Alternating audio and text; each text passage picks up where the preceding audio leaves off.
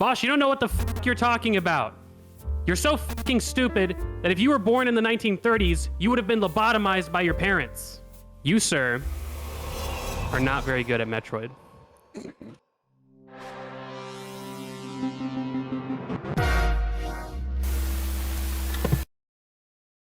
How is life going, Vaush?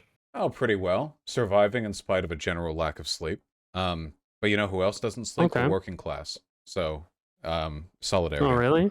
Well, all right. So I guess before we start, first of all, obviously, thanks for having me on again. It was fun last time, and I got a lot of feedback from the first debate. Most of it was relatively positive, but the one consistent piece of advice was that I need to be more aggressive. So if you will, can you give me a second? I just want to yell at you for maybe 20 seconds to Yeah, give go the for it. people what they want. Hit me up. Okay. I've been working on this. Okay. A little nervous. Okay. Vaush, you don't know what the fuck you're talking about. Okay, that was one. I've got two more. Okay. You're so fucking stupid that if you were born in the 1930s, you would have been lobotomized by your parents. All right, that was the second one. It's good. It's good. Okay, and I've got the third. The third one's okay. Just don't get triggered by the third one, okay? Okay. The third one. You, sir, are not very good at Metroid. We were doing some research then before the conversation. Just a little bit. I did. I posted to your subreddit about the debate coming up, this one today, and someone said that I can't possibly win because of my rampant idealism, and so I should debate you dialectically, materially, to stand a chance. What do you think of that advice? I think that that would be an unwinnable position from your end because the economy is not real in a dialectically materialist sense. It's an idea, so it's pretty much just over and done with right out the gate. Economics itself is idealism. I see. Okay, that makes sense. But all right. Well, yeah. Okay. So I guess if you want to go ahead and get started, I've got questions. I've got a little frame for how this can go. If you want to start there. Yeah, absolutely.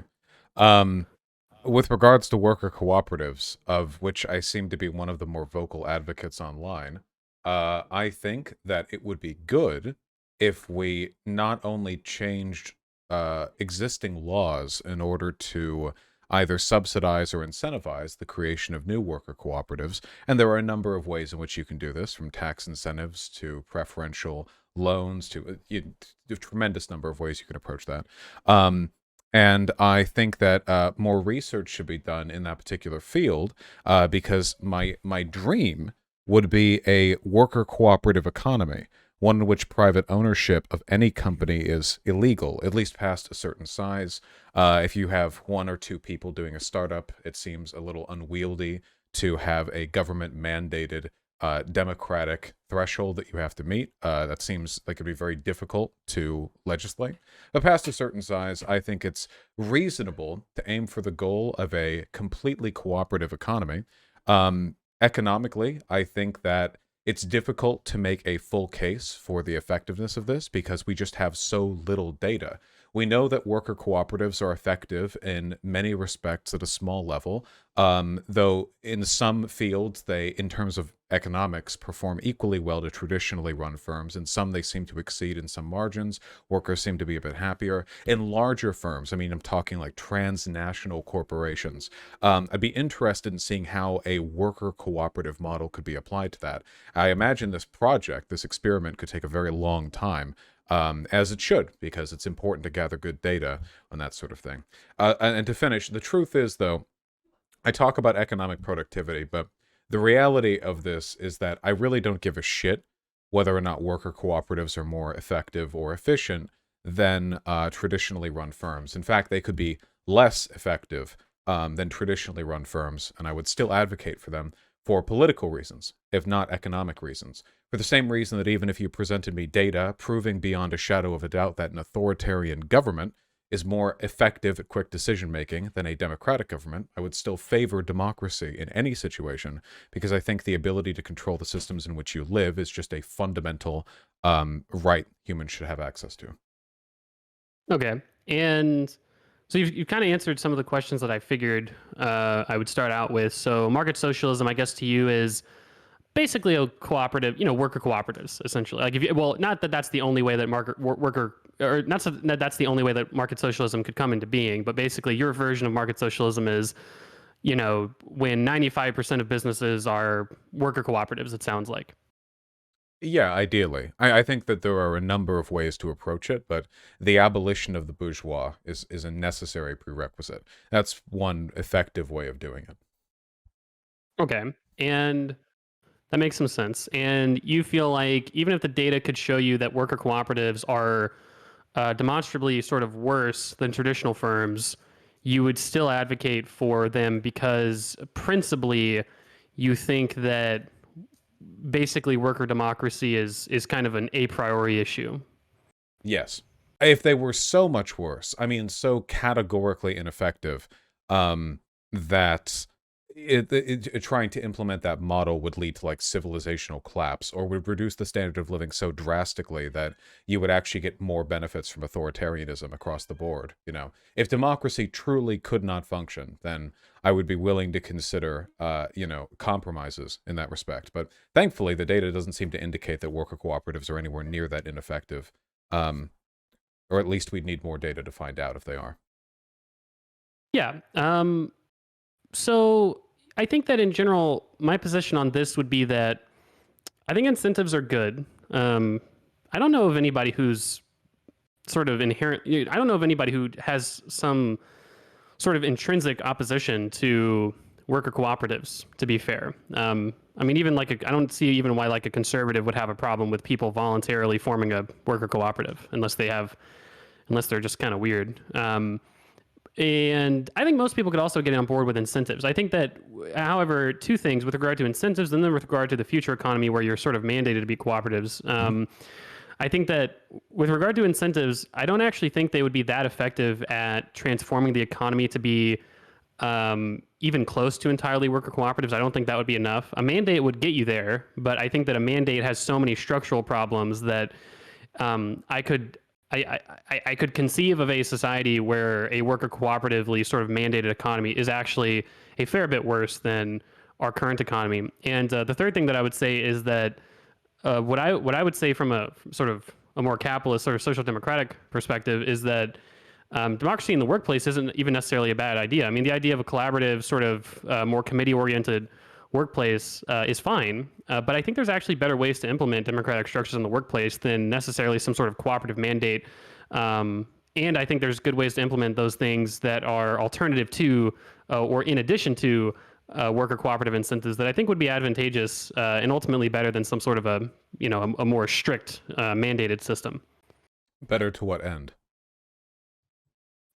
Well, I mean, better to the end of economic growth is one thing, right? Better for economic growth. I think also ultimately better for the workers as well, right? I mean, obviously, I think you would agree that there's a lot of workers who maybe wouldn't necessarily want to be the owners of their business, right? There's risks associated with being a worker, sure, but there's additional sort of unique risks that are associated with being the owner of a business, and that's not to mention that forget about the sort of well, it really comes back to the investment risk is one thing, sure, but there's the sort of employment risk as an owner. That's one thing, sure, but that same risk sort of applies with a worker as well. But there's sort of credit and financial risks that don't exist for workers that exist for owners. And I think that when you make a worker necessarily be invested several $100,000s into one single business, I mean that's just that sort of flies in the face of relatively standard financial advice, right? Which is like you don't want to invest like almost all your net worth into a single business. And I think that in a worker cooperative sort of mandated economy, you're requiring workers to do that, and they simply might just not want to, right? I think that would be fine. That would be a fine choice for them to make, especially under my framework, which is more flexible, but also includes a lot of sort of protections for workers that I think are fairly robust. I don't know what additional risks there would be. In a worker cooperative economy, if you want to join with a place and you pass some minimal probationary period and you become a member. I don't know why you would need to rely on an investment of hundreds of thousands of dollars to do so. The same amount of money is there presently, conceptually, in an economy which is democratically owned or traditionally owned. I don't know why you would need to incur any more of a risk as an owner. As a worker, we know that there are plenty of perils you face in the job market. The possibility of losing your job suddenly, which can happen essentially at any time with no severance in the States, at least in a great many fields. Um, Fired without cause. You can travel for a job that gives way underneath your feet very quickly. I don't know what additional risk you would incur. And I don't think it's something workers should have a choice to. I don't think they should have the freedom to not be free. We don't give people, after all, the opportunity to sell their ability to vote in federal elections, right? If we did, we can imagine that would be quite destructive. I bet many people would if they could. If you could offer a person $10,000 and they could never vote again, but instead, like the person who bought the vote from them could vote in their stead. You can imagine situations where, conglomerates would buy up thousands or millions of votes to sway local and federal elections massively. I think there are significant consequences to allowing people the ability to opt out of democracy, even if it's something they don't want necessarily. Well, I think the issue is that we can have democracy in the workplace, but I think that when you tie democracy and democratic structures to ownership, that's when you run into economic problems, right? So, you mentioned, why would you need a huge investment in the business? Well, if you're gonna own a business, right, you have to buy equity in that business, and I think that under a lot of socialist type frameworks, I think that ownership without equity seems it seems like an oxymoron almost, right? You do have to invest some sort of capital into the business. Otherwise, what would starting businesses look like? What would selling businesses look like? Would that even be possible? I'm not sure, honestly. But in general, though, if we assume that a market socialist society can maintain to at least some reasonable degree the wealth of today's society, then it would necessarily be the case that workers would be heavily invested in the businesses that they work in. You might say that that's a good thing. All that I would say is that's a structural barrier for a lot of people. And I think that also that's a reasonable choice that people might not want to make. It's not that people wouldn't necessarily be listened to under my system. I think worker board membership is a great policy. I think unionization is a great policy. I think a robust welfare state's a great policy. I think in a system where you have a robust welfare state, pretty ubiquitous unionization, and mandatory worker board membership, sort of that democratic, democracy in the workplace, basically.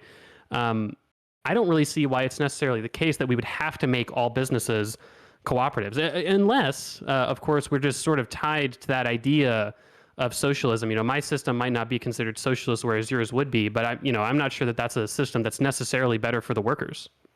I am tied to that idea. If we're limiting our discussion exclusively to what looks better on a GDP chart, then we would continue with neoliberalism until the planet burned. But there are broader considerations. Nobody smashed graphs together to figure out whether or not it was worthwhile to give people the vote. It's something you fight for as a matter of principle. And I do think there are direct downstream consequences of the economic authoritarianism we live under now. First of all, I just don't think there's any additional risk. Worker cooperatives already exist. You don't need to buy into them. It's a system in some countries. I think in France, for example, it's fairly normalized that there's a buy-in to a worker cooperative, but that's by no means necessary. In either case, capital acquisition is difficult for forming worker cooperatives, but that's primarily because we live in a system where the primary means of investment for larger corporations is through the stock market, which confers, of course, not just investment, but ownership and control. That's a choice we make. The stock market doesn't have to be that way.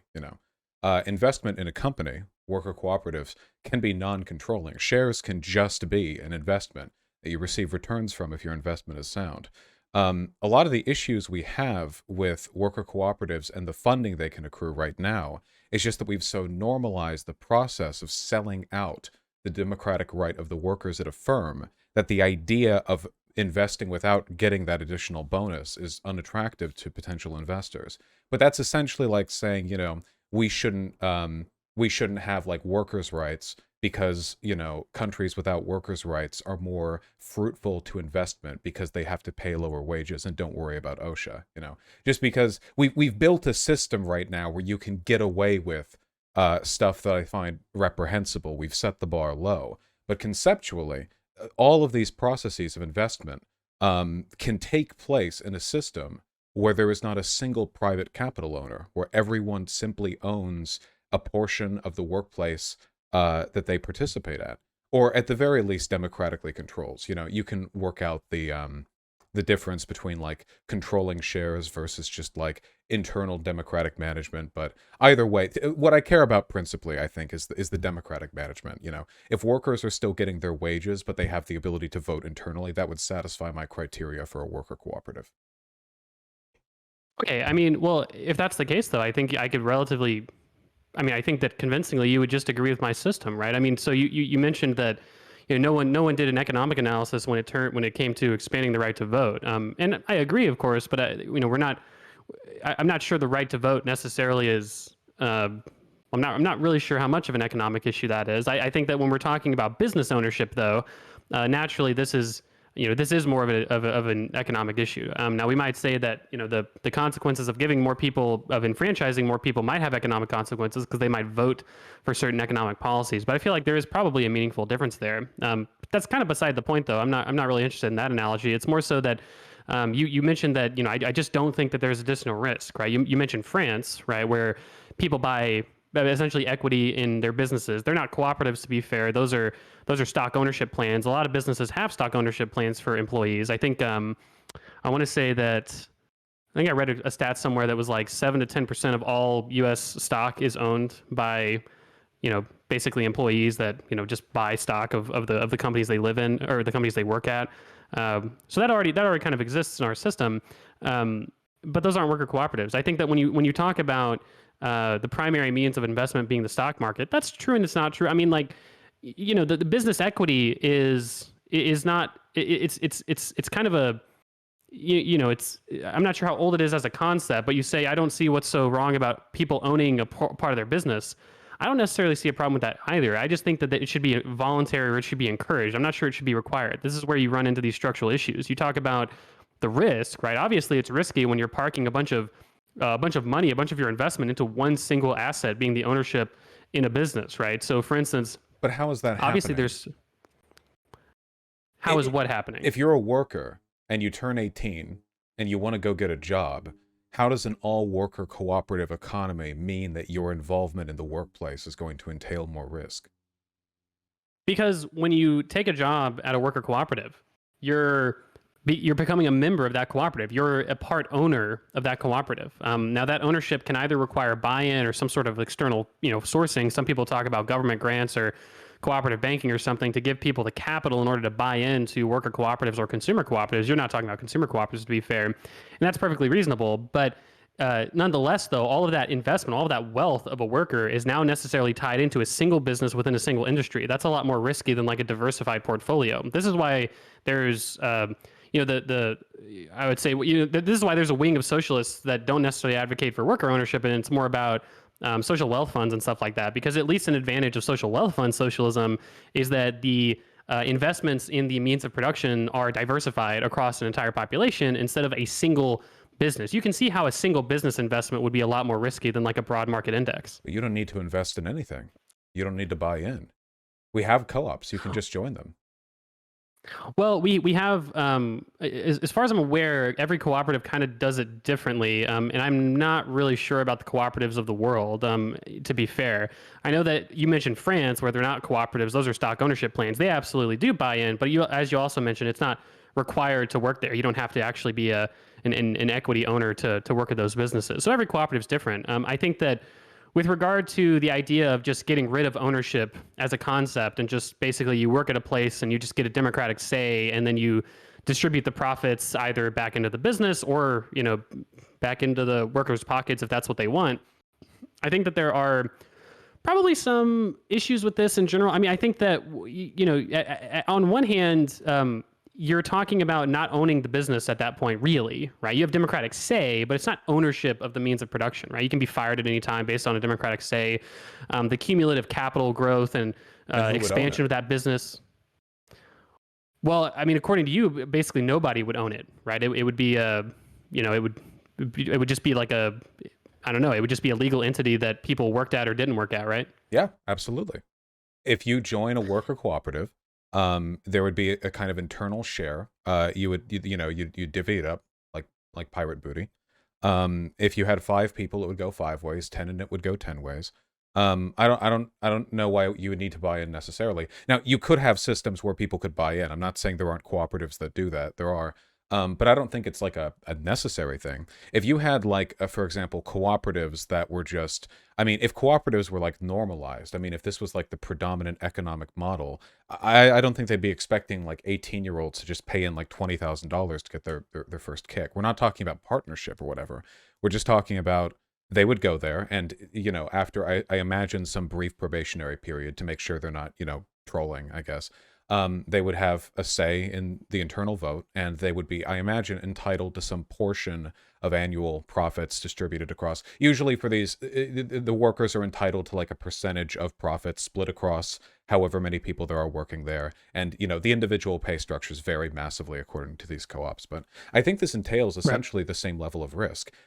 You're correct, though. Nobody really owns the the business, which is exactly how our government works. No person owns the White House. No person owns, the Capitol Hill. They're institutions that we constructed that people can work in. There are people whose job it is to work in those facilities and people who are in charge of them, but not really ownership.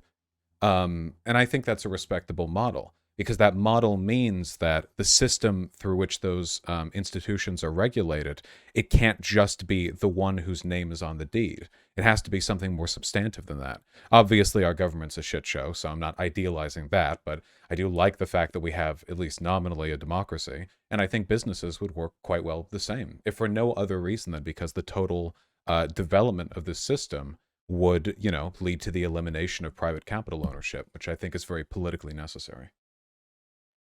Well, sure, but can you really say that you own the means of production when your ownership, when that's sort of, when that surplus value is sort of accumulated within a distinct entity versus actually having, say, well, not say, but actually having ownership of that value increase over time. So, for instance, what I mean by that is that, say that you work at a business and that business goes from being worth $100,000 to $400,000. Well, under an equal ownership model that I'm describing, or like some sort of buy-in model that I'm describing, your ownership in that business, your work in that business, obviously under a reasonable framework, has increased the value of that business from 100,000 to 400,000. Right, your wealth has quadrupled with regard to your investment in this business, right? But if the capital stock of that business, you have no right to it. Well, I'm not necessarily sure if we could really call that ownership, right? It's not ownership in Or a we capitalistic. could, Oh, it was just yeah, you get what I'm saying. right. Yeah. It's not ownership in a capitalistic method, but that's kind of the point. Democratic control, if you would prefer. Ownership of the means of production, when used by Marx, was more of a class distinction. That the worker is in control, owned in the same way that you could say that the citizens of a country own their government, Though we don't generally say that because we're quite disillusioned with democracies, at least domestically at the moment. But yeah, that's the principle to me. And there are co-ops that function this way. Obviously, with regards to the structure of cooperatives, like who is legally responsible if something goes wrong, or who is responsible for like financial matters if the business goes insolvent. We have cooperatives that solve that already without having any private ownership. These are usually roles. You could think of it as kind of stewardship of the estate, similar as to what you would do with a house that you don't own but take care of. It's yours to take care of, yours to manage. But you can do all of this without relying on the capitalist model of ownership. Yeah, I get what you're saying. I guess we can kind of leave that there for now. I don't.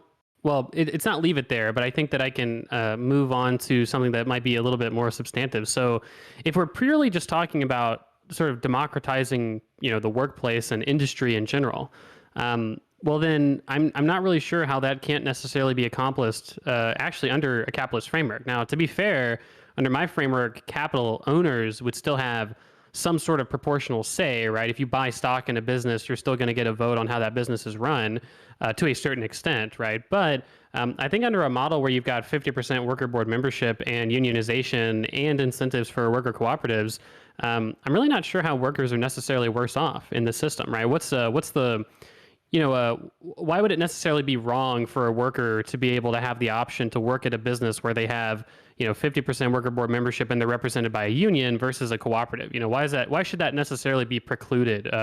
Why should that option be precluded from them in society when it's, a similarly democratic framework? How is it similarly democratic?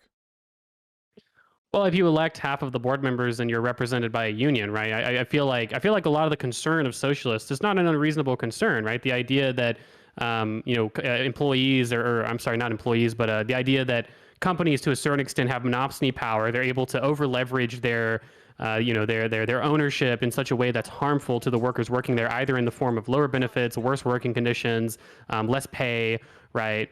Generally getting treated like shit by their bosses and stuff like that. That's a reasonable concern. I think that things like unionization and worker board membership can basically get rid of those concerns in whole part. And also, if we're talking about a system where they do have the option to work at cooperatives if they really want to, I don't really see why that's a system that's necessarily sort of exploitative to the workers. I don't know how half of a democracy is the same as a democracy. If you had a Congress where half of the seats were just appointed foreign ministers with no democratic involvement, you couldn't fairly say that was a democratically chosen legislator, right? I mean, in practical terms, Well, really quick though, just to jump in though, uh, my value here isn't wholly democracy, right? When it comes to democratizing the workplace, that's not necessarily a bad goal. But would you I live don't under a think that. king? Well, no, that's the next thing that I was going to say. The next sentence was that I'm not sure that sort of running civil society or sort of that social construct under a democratic framework is quite the same as running a business under a democratic framework. I'm not sure if the principle necessarily should cross apply there, and that's why I'm trying to differentiate between the two. I'm not sure the analogies make as much sense. I think they're different, but in meaningful ways, they're very similar. In both instances, after all, you have institutions that have a huge amount of control over a person's life. The goal of systems which are larger than us is to align the interests of the people in charge of those systems with the interests of the people who must suffer the consequences of those systems. So, in terms of our government, the idea of voting in representatives is that if the representatives act in our interests and do things that make us happy, we continue to vote them in. And if they don't, we vote against them. Thus, at least ideally, it's in their interest to act in our interest. And of course, that doesn't fucking work, but it works better, I suppose, than the Communist Party of China would, or, a comparable authoritarian government. The issue that we have with economic authoritarianism is that the interests of the worker and of the owner are diametrically opposite. It is the interest of the worker to make as much money as possible and to have as much control over the place in which they work as possible. And the owners, well, the same, but for themselves. And those are opposite goals. Now, of course, you can ameliorate this. Unions do a little bit to balance out the scales of power, a situation in which corporations will naturally have more power because they're an institution and a worker is just a person. But it doesn't change the fundamental relationship, which is one of antagonism. I think that the ultimate goal of democracy isn't just make number go up or even to make workers happier. It's to really align the institutions in our country with the needs of the people who work in those institutions.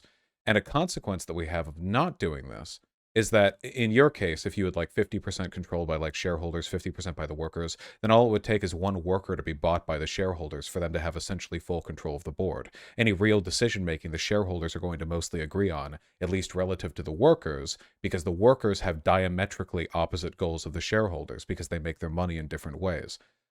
They wouldn't have to buy off very many people at all for them to have essentially full control of the government.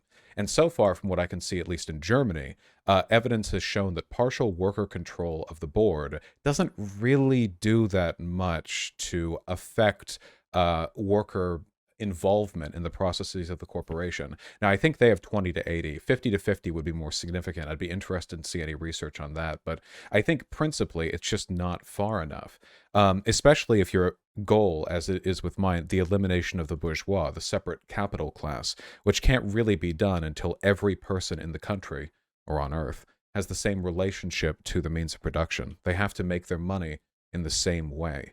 Because otherwise, you have situations where very small numbers of very powerful people have diametrically opposed material interests to the rest of the country. And you have these issues in government right now where you have all these really, really bad precedents being set, where there's a union of corporate and government interests that lead to, well, it leads to something, but often it doesn't lead to stuff that's in the interest of the people necessarily. Yeah, I think that you say something that's interesting. In meaningful ways, they're the same. The idea of a sort of a civic government versus the way you're governed at a corporation. But also in meaningful ways, they're different, right? You mentioned the idea that if we have representatives, we vote against them. That's a good thing. Well, obviously, you could say the exact same thing with a worker board or a union, right? Unions are oftentimes democratically run to a certain extent. There's union elections, right? You have union representatives, you have union presidents oftentimes. I'm not sure of any unions that operate any differently, to be fair. Obviously, when a union goes on a strike, for instance, that's something that has to be voted on by the union members, the workers, stuff like that, right? And so, to me, this sort of optional representation exists under my system as well. The difference is that I think my system is just generally more efficient, and ultimately, again, I think I have to keep going back to that. Some What do you workers mean by would just efficient? prefer.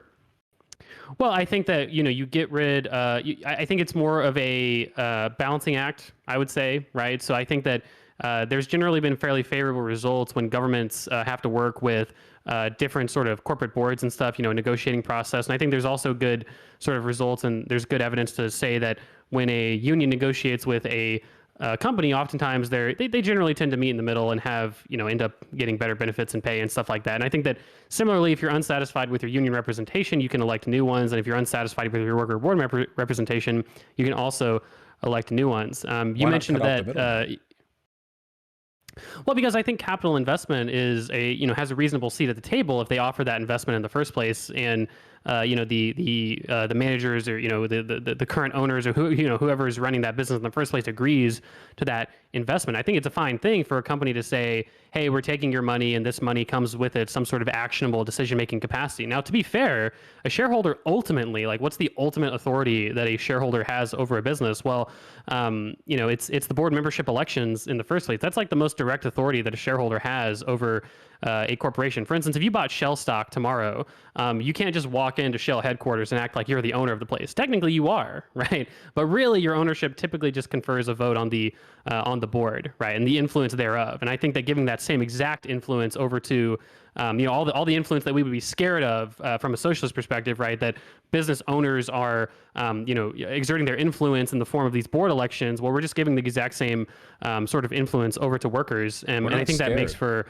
we're not scared more valuable of paradigm. Only who has it. We're not afraid That's what of I'm saying. the idea of people having that decision-making power.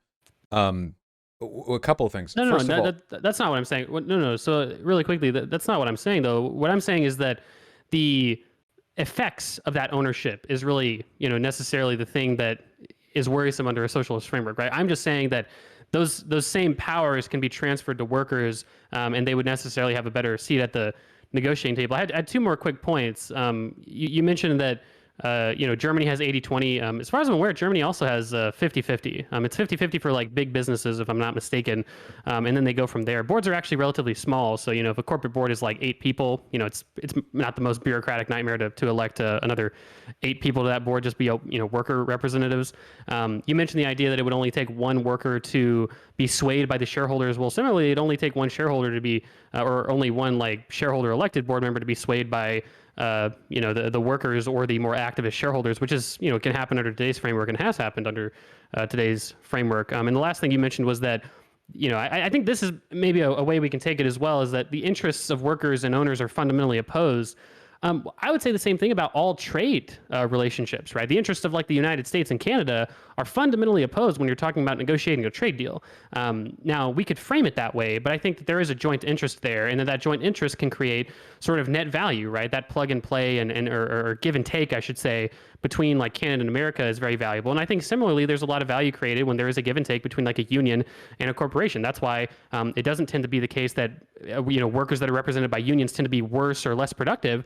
But it does tend to be the case that despite those companies being able to maintain their profits and efficiency, it does tend to be the case that workers feel more satisfied. They get more benefits. They get more wages. And I think a similar sort of more, I would analyze it more like a trading relationship than just, oh, you have diametrically opposed interests. And I think that lens of analysis is probably more useful when looking at policy and these types of relationships in the first place. A couple of things. I think it's really odd that you would claim that it's more efficient to promote unions, which are just an extension of the antagonistic interests of the working class relative to the business owners, when unions are nothing more than a facsimile for the fact that owners don't have control itself.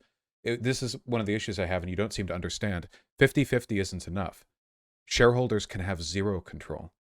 You say, like, well, there's a chance that workers could sway over one shareholder. I don't care. I don't want to live in a government where 50% of the legislature is foreign appointed officials and we have to just sway one of them. That's not acceptable to me. It's democracy or it's not. In terms of efficiency, I don't think there's any evidence to suggest that direct worker control is inefficient. In fact, it seems to cut at the problem immediately by directly addressing the interior antagonisms, the power relationship between the workers and the owners having diametrically opposite interests. And I'd be interested in seeing how, in a system with full capital investiture relegated to worker cooperatives, non-controlling shares and what have you, how effectively something like that could be implemented. Because I think there are a lot of inefficiencies in traditional autocratic ownership, just as autocracies are inefficient in almost every large institution. Whether you're talking about mercantile corporations or dictatorial states, kingdoms, whatever, authoritarianism tends to carry with it a number of inefficiencies for a great many reasons. An unfamiliarity with the work being done at the ground level, and the lack of sympathy towards the interests of those beneath you, the consumption of ideology on the part of the capital owners, which leads to them doing disastrous things out of some, I guess what you'd call buying your own hype, like when the Sears guy it turned his businesses into that like ANCAP paradise and everything failed, Yeah. stuff like that. So yeah, I don't I think it's democracy or bust, really. With regards to capital ownership necessarily conferring control, I don't see why it should. The bank, after all, doesn't get to control a house just because they signed off on the loan for it. Now, of course, if you can't pay your payments back, then you can foreclose and the house can go to them. But in terms of management of the house, while it is yours to control, the bank gets no say. I don't know why buying into or investing into something should necessarily confer any control over how that institution is run. It just doesn't make sense to me. Yeah. With regards to the trade relationship analogy, I think that trade is fine when you're talking about two institutions of equal institutional power leveraging out things between them, but I don't think it works as well when it's institutions which control a great many people trying to fight with those people from what they can get. I mean, we see this in government, for example. We certainly don't have, at least ideally, an adversarial relationship with everything our government does. Like, ideally the interests should be aligned, because the better our lives are, the more productive we are, and the more likely we are to vote in people who probably want to stay in there for a second, third, fourth, fifth term. Uniting the interests is efficiency. It is efficient to cut through those middlemen.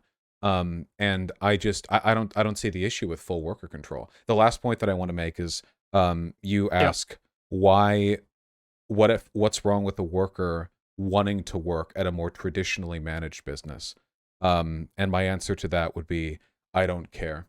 In the United States, you can't sign yourself into indentured servitude nor slavery, and I'm fine with that.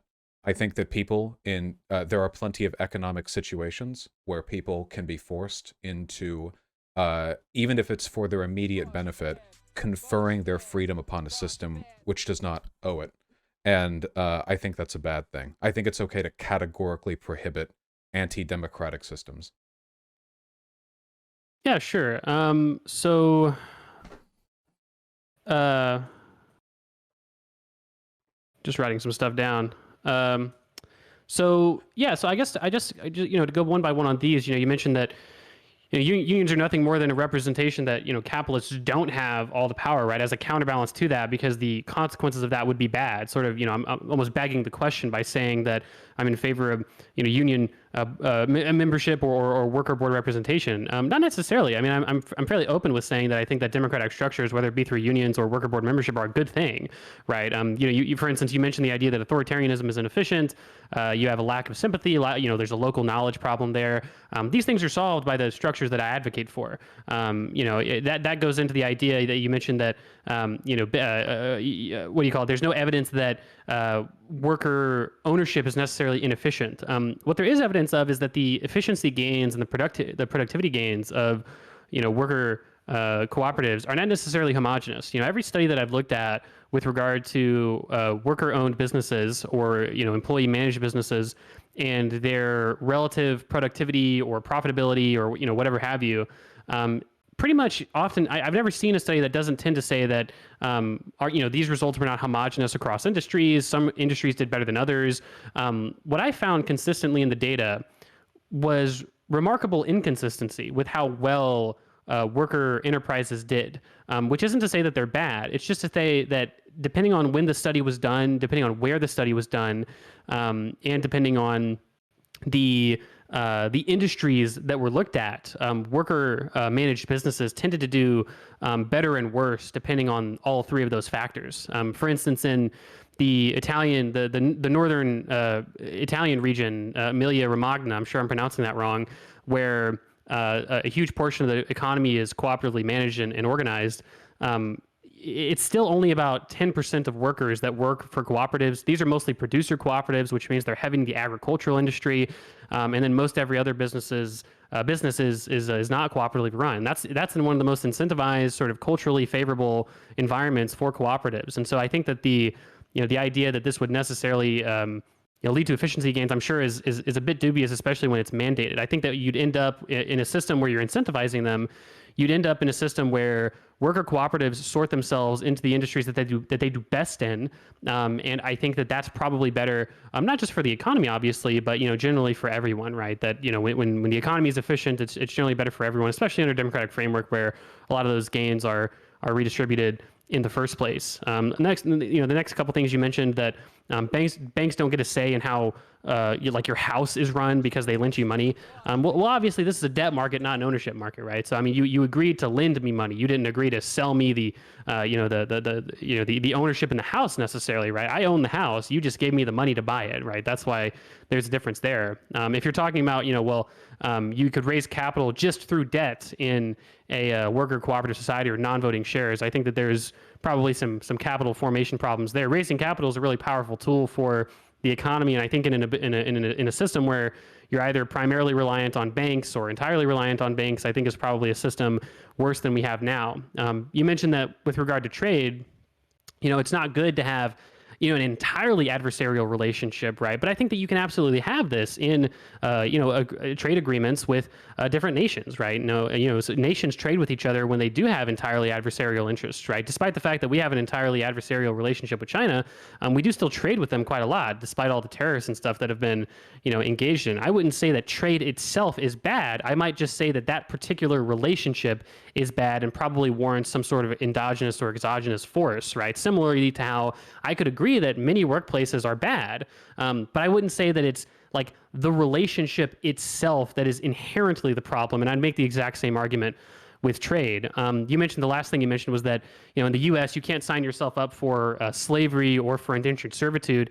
I just have to reject the analogy in general here. I've seen socialists say this a lot. I don't think working at I don't think getting a job at Starbucks or something. I don't think that that's the same as being like a chattel slave or being an indentured servant. And I don't even think you'd necessarily say that they are the same. You're just drawing an analogy. I just think the analogy is so off base here that it's hard to really reconcile with. And also, to be fair, you can indeed in America work for free, right? But you still have the same rights as any worker. It's called an internship, right? You can also volunteer your time and things like that. Don't That's worry. not to say that We'll make those illegal too. yeah, sure. But I'm just saying that, the analogy I think breaks down fundamentally, and I think that ultimately it's sort of emblematic of the lack of flexibility. Internships aren't necessarily the worst thing in the world, to offer people to do. You and I both have probably known many people who have springboarded successful careers based off of internships they were able to get when they were younger. And I don't think that is necessarily the worst thing. But I also don't think it's anywhere close to being a slave. They are the same. It's a continuation of a historical form. Types of labor which deny autonomy to the working class. It was more explicit under slavery and under indentured servitude, when you could get away with that. And there are plenty of places that still have slavery and indentured servitude, of course, we're not done with that. But here in the United States, we have, at least for now, done away with those forms. But there's an underlying insidious nature to these systems which goes beyond just the explicit brutality of slavery.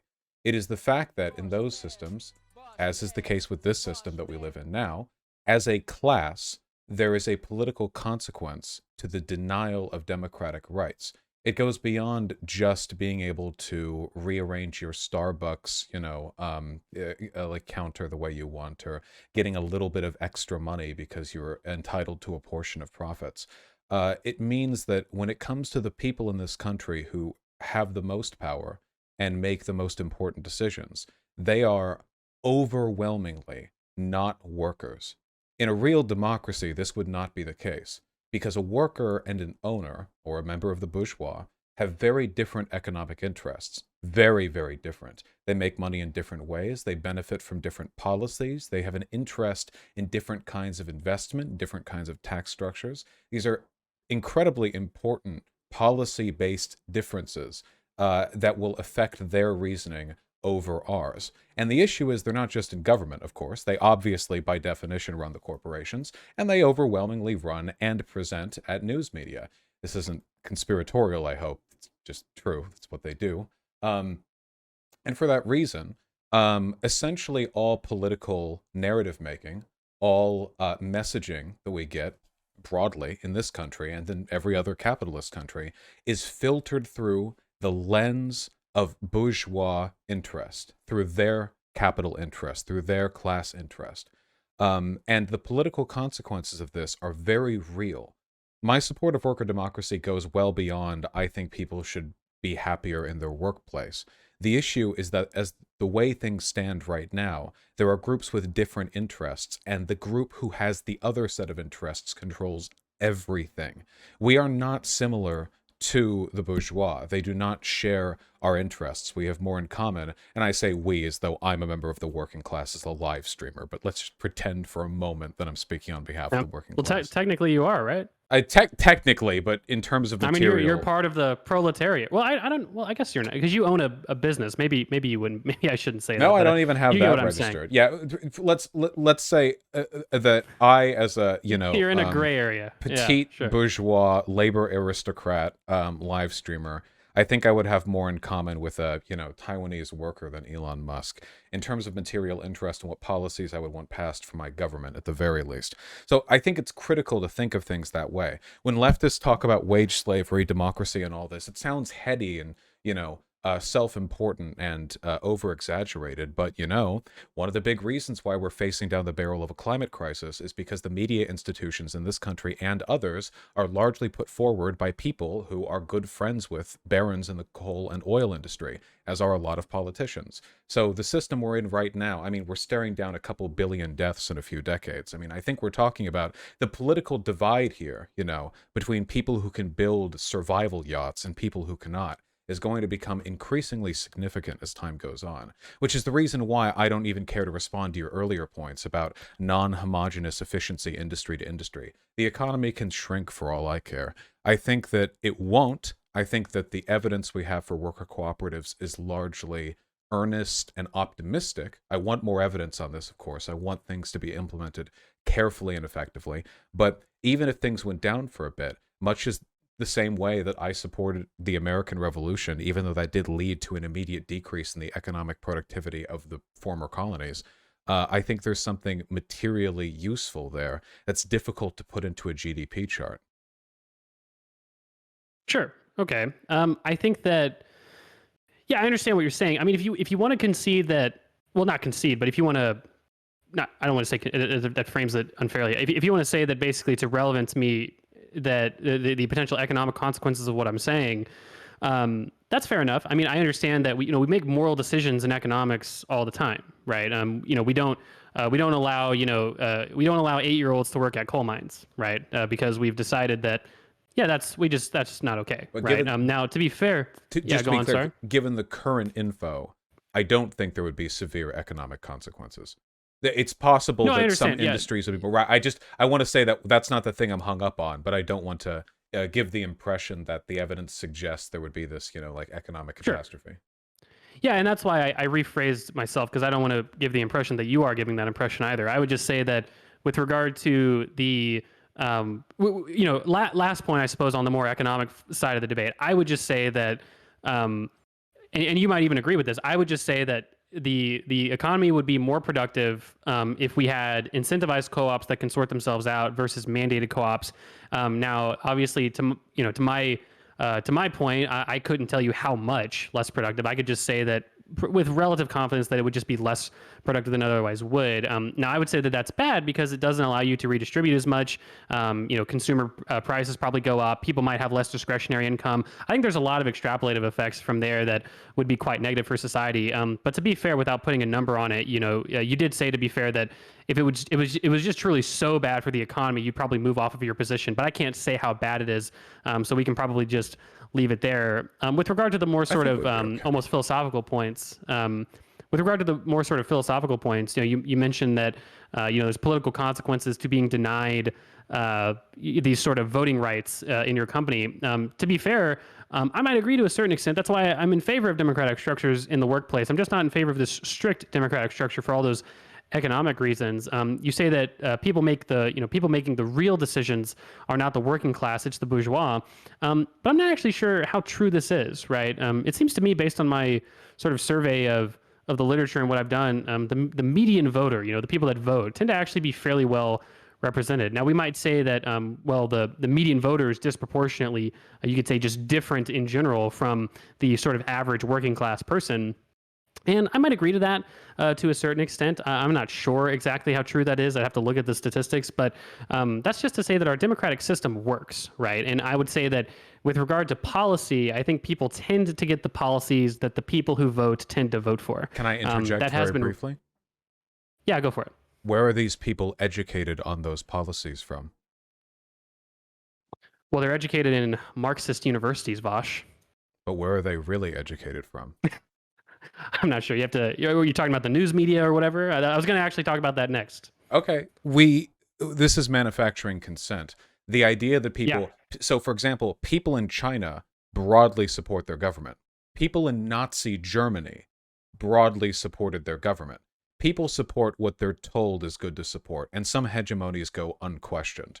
In the United States, the great America, the American exceptionalist capitalist country that, straddles the world, we are presented information in a narrativized manner. And I do think that influences what people think they ought to vote for, a lack of class consciousness. Yeah, I think, so exactly. And this goes on to what I was about to say. I could tell you were kind of getting at the manufacturing consent issue. I think it's a valuable thing to bring up because it's a good point. It's a good narrative, I would say, by Chomsky and Herman, the oft forgot second author of Manufacturing Consent. But I think that the issue is that, at least from my reading of manufacturing consent, all the actual fundamental conditions of manufacturing consent would actually still exist in a market socialist system. It's just that the interests shift from, you could say, from like capital owners to just the worker owners, right? So, for instance, Chomsky and Herman talk about mass media adhering to owner demands. Well, obviously these owners still exist. It's just the workers, instead of instead of capital owners. It's not to say that they wouldn't have their unique interests that might be at the detriment of society. They talk about they link this in with the idea of the role of advertising dollars, how advertising campaigns and advertising dollars heavily influence what we see and what we're told, and that this is a toxic relationship. Obviously, advertising cooperatives would still have all the same incentives under a market socialist system. They talk about the powerful bottleneck and gatekeep that mass media uses to control the narrative, that the powerful basically prevent you from being able to write stories because they have access to the powerful people. Well, this sort of lobbying effort would just shift from capital owners to worker owners. There's no reason why worker cooperatives wouldn't have their own special interests that they would lobby the government on behalf of. They talk about flack, the idea that you can get sued for reporting something that's considered controversial. Well, again, if you report something controversial about a huge cooperative, I can see why you might be scared of being sued by that huge cooperative, despite the fact that you're a cooperative and they're cooperative. And the last thing that I found from the book was that they talk about anti-communism or the war on terror as a means of social control, right? Well, all this sort of mass hysteria and government apparatuses could certainly still exist under a market socialist system. You talk about how in general that this relationship is necessarily toxic, but all of these same sort of fundamental structures would almost necessarily exist under a market socialist system. And the last thing that I would say is that you talk about people supporting what they're told, right? The core of manufacturing consent, right? People believe what they're told on the news media. But I think that there's some issues with this narrative. One is that it's pretty hard for news media to have like a ubiquitously true narrative, right? I mean, look at people do it all the time. Obviously, mass media courses, your first day, you might learn about how CNN and Fox News reporting on the same exact story are going to have totally different lenses of analysis, and this is true with regard to pretty much every issue.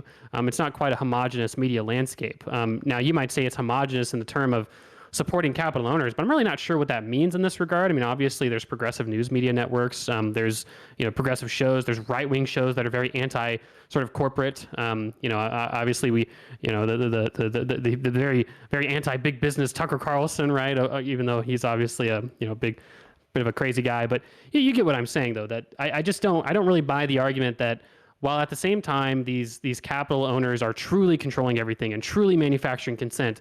It seems like they're quite bad at it because it seems like all the most of the systems we've implemented with regard to sort of social spending and worker rights and stuff like that have been fairly robust over time. It seems like they can't really get quite a homogenous narrative on the news media. And to be fair, all the problems associated with that would still exist under a market socialist system. So a few points. Yep. With regards to, okay. Go for it. You're correct in saying that the leaders of worker cooperatives would continue to act in and lobby for their material interests. But there's a critical distinction there, actually several. The largest of which is that they would be advocating solely for their business, not for the bourgeois as a class. The issue right now is that the shareholders and CEOs of every corporation on Earth fundamentally share essentially the same relationship to their governments and the policies that they want passed. Because the ultra-wealthy, who make their money off the back of other laborers' work, they share a lot of characteristics in common. Obviously, wealth is one of them. The way in which they make their money, the way in which they tend to be taxed, those are big ones. But more critically, they're insulated from the material interests of the working class and of the poor. Meaning that, or to put it another way, if in a worker cooperative society you had cooperative Exxon, who found evidence of climate change in the 1970s, lied about it, burned the papers, and then, denied. I think there's a huge difference between them doing so individually as a cooperative, solely in favor of their own interest, their own selfish desire to preserve their company, as opposed to them working in tandem with the broader business class, which is exactly what happened, If you take a look right now at how these narratives are promoted, it's not just the coal industry fights for the coal industry. It's the wealthy as a group, not in totality, but at least in significant enough numbers that it becomes more than just Exxon doing this stuff. They act in unison. They have class consciousness. They fall in line because at the end of the day, the systems that allow Exxon to keep power are the systems that allow essentially the rest of them to keep power. None of them want regulation. None of them want the federal government looking too closely into how their businesses run. None of them want the EPA to have more power than they already do, because the EPA's power is always going to be to the detriment, or at least overwhelmingly so, of these corporations. It goes beyond the interest just of this company and turns into a broader class-based interest. I think transparency would also be a big one. In a authoritarian firm, let's take again Exxon, if they wanted to do research on climate change, burn the documents, climate change isn't real, lie, lie, lie. In an authoritarian firm, you can get away with that. Tell everyone involved in the process that their ass is grass if they come out with it, and that's that. It's internal corporate research. There's no legal, like, whatever. You get to keep, hey, enjoy your $300,000 a year job in the Cayman Islands. Have fun. Just don't ever talk about this. In a democratically run business, of course, the millions of people who work directly or indirectly for this company might be really negatively affected by the idea of ending the world, which would affect them directly because they can't afford the yacht palaces that the wealthy people who run an authoritarian corporation might be able to.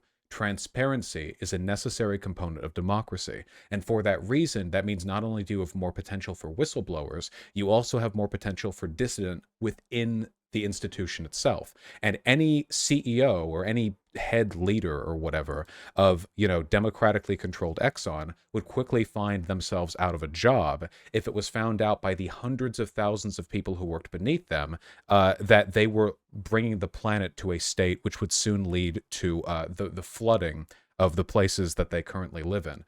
I know that sounds a bit idealistic, but I genuinely believe that would be the case absent the decades of misinformation that we've seen concerning climate change. And if you don't think they can push narratives when they need to, a third of Americans don't believe in climate change. Like, that is insane. There's no reason to not believe in climate change. It's like a 100-0 issue. It's very straightforward.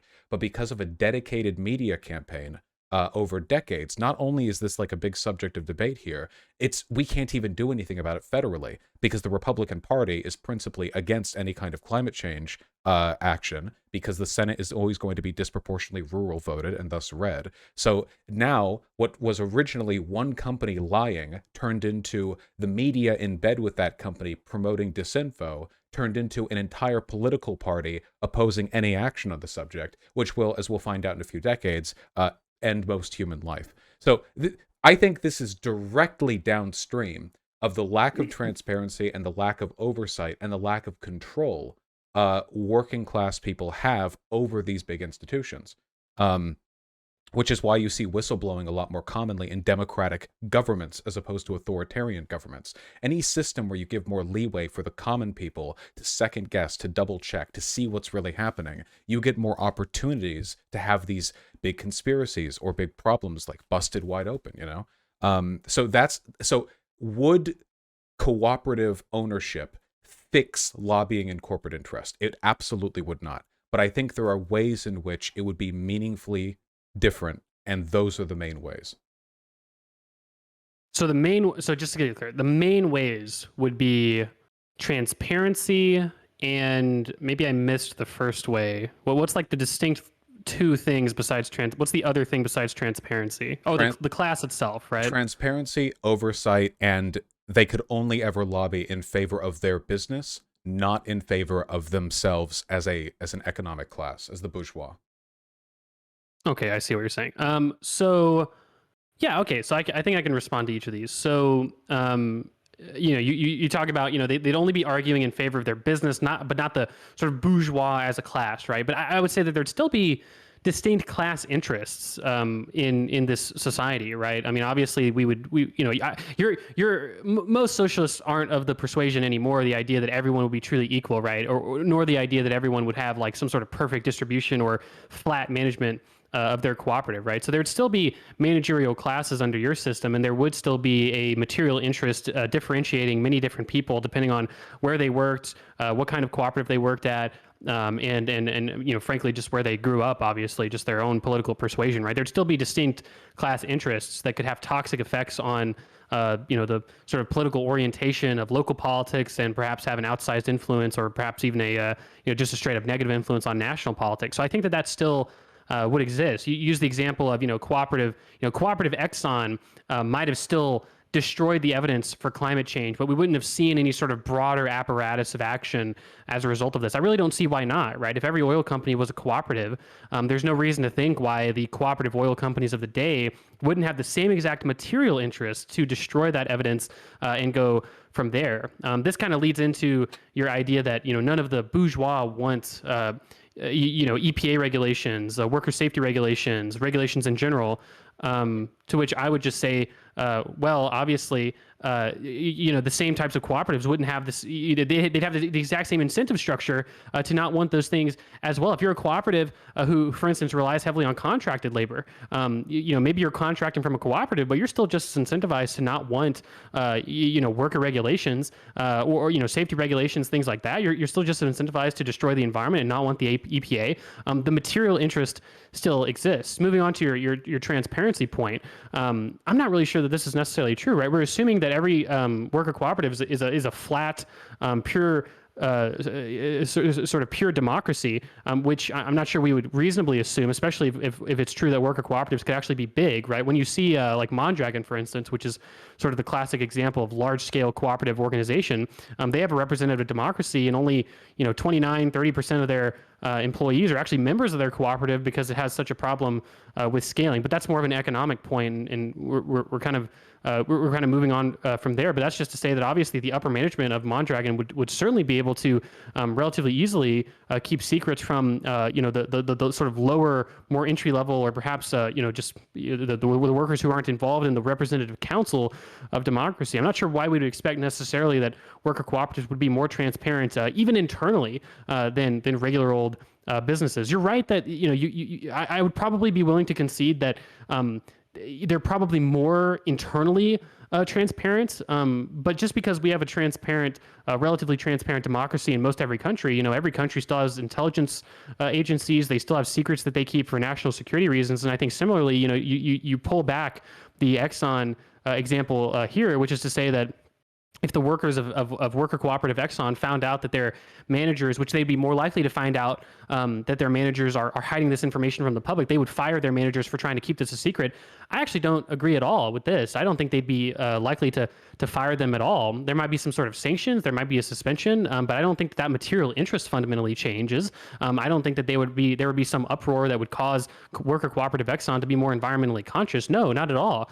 This leads into your last point, which is the idea that there's no reason not to believe in climate change. I agree that there's no scientific reason. I certainly agree with that. And I think that's probably what you meant to say, but there's absolutely a material reason for people not to believe in climate change. For instance, the material interest of coal workers, right? They're incentivized not to take this seriously, not to believe in it. And they're incentivized because of the huge moral hazard that exists with regard to pollution and sort of environmental degradation in general, right? Environmental degradation that's caused by a select group of people is never going to only hurt that select group of people. So while they're profiting from environmental degradation, everyone else is sort of spreading across that harm. And if anything, they might be disproportionately not hurt by it. For instance, they might be wealthy enough to build seawalls or wealthy enough to move to areas that aren't low-lying and not flooded, right? So there's all of these dynamics at play that would actually lead, in my opinion, to a society with regard to the information dissemination of climate change not being fundamentally different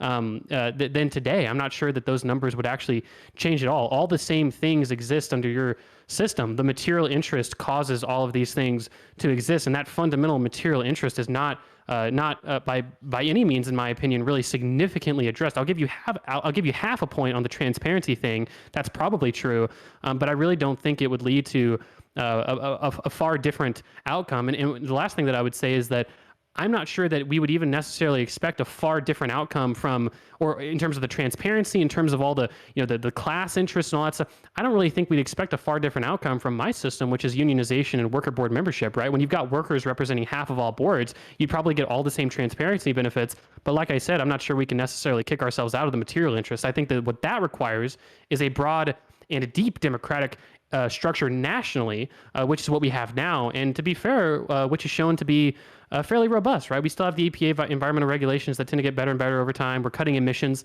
right? So, I think that broad democratic structure in our government is really what solves those sort of individual material interests, not actually transforming our economy into a worker sort of cooperative oriented economy. First of all, EPA regulations have been getting gutted, and their most recent gutting was because a member of the bourgeois who had a material incentive to oppose EPA regulations was put in charge with the EPA. So, yeah, I mean, I wish it was getting better with time. Um, they could do a lot better.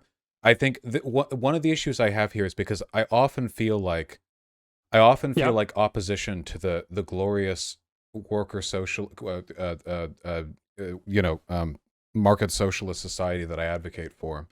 Um, sometimes it's presented as like a policy thing, but I think it's actually quite ideological. I disagree with you on a lot of these things Yeah. here. Well, The I feel like, well, to be fair though, let me just jump in there. I feel like I didn't, it wasn't a very empirical response, right? I did give a fairly ideological sort of, teasing it out type response. I'm talking about material interests and things like that. I'm not quoting any data when I give that response, right? No, no, of course, of course. And when it comes to stuff like this, it's difficult too. But I feel like it's the ideology again. With regards to like material interest, coal miners would still argue against climate change. When we take a look at people who oppose or who don't believe in climate change in the U.S., we're talking about people who do so because they watch Fox News, not because they're like coal miners or oil rig workers who, because there's a difference between not believing in climate change and not thinking we should do anything about it. If the argument was really about whether or not we should do anything about it, then that would be what they would promote over Fox News or whatever. But instead, it's about disbelieving it in general. I think that generally workers in the coal industry in America are generally in favor of stronger ecological regulations. And what's more, I think if you take a look at plenty of other countries in the world, they have oil workers, they have coal workers. They don't have this big debate about climate change. Like you can like would there still be people who would argue against climate change or who would like disbelieve in it because they're conspiracy theorists? Sure, but not like a third of the population. That was very, very deliberately a product of disinfo pushed by the bourgeois. And the only reason the news companies lied for Exxon and lied for all of them is because Murdoch is like buddy buddy with them. They're all golf buddies. They have shared capital interests. Sometimes they literally mutually invest, but I don't believe in mutual investment.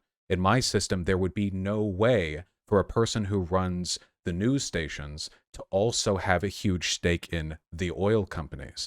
There would be no way for a single person to have this vertical control over all the systems by which they can disseminate information, from having semi-control over the oil being taken from the earth, to how the news promotes the interests of those industries broadly, to being friends with politicians to make sure regulations don't go through. That won't be possible. I don't think there's any reason Co-op News Company would vote for, or sorry, not vote for, lie for Co-op Exxon, except for like the possibility that the elected leaders of both of those corporations, for some reason, despite not being ultra wealthy plutocrats who visit Epstein's Island because they wouldn't be paid that much more than the average worker, would be like personal friends. And that personal friendship would then have to involve a conspiracy where they would collaborate information in both groups and disseminate it through thousands of employees on both ends of things in order to promote misinformation. I just don't think it's possible. We know that transparency is much easier to arrive at in democratic systems. We see this clearly. According to China, they had like 200 COVID deaths. Can you prove that they didn't? I can't. The more democratic a system is, the lower the consequences are for speaking out, the more likely info is to get out. Right now, in basically every corporation in America, if you do anything they don't like, they can just fire you. They can blacklist you from the industry, depending on how high up you are. If you're like a middle manager who like it gives indications of wrongdoing, they're not just going to fire you. Nobody else is ever going to hire you. Why would they? They know you're a rat. They would never, ever, ever do it. Whereas that couldn't happen in this system because firing would be done democratically. And those like leaders in Co-op Exxon would have to convince the people whose job it is to fire you for leaking the fact that your corporation is doing a thing that will lead to their children being homeless in 30 years. Like the systems just don't line up. We know authoritarianism is inefficient. We see this. This can be born empirically. So we need to hit this at the root of the problem. It's not enough to preserve the bourgeois and just give the workers breadcrumbs. We can't give them, this weak half measure. Capital investment should just be done away with. we can find ways to replace these systems without allowing different economic interests to fester in different groups. I know we can. We have co-ops. We know forms of investment outside of controlling shares exist. That was like the majority of investment for a long time. The stock market is a relatively new thing. And while controlling shares as a concept have been around for a long time, like that's far from the only thing we have. I get what you're saying. So I would, to respond sort of line by line here, bring it back to the broader point.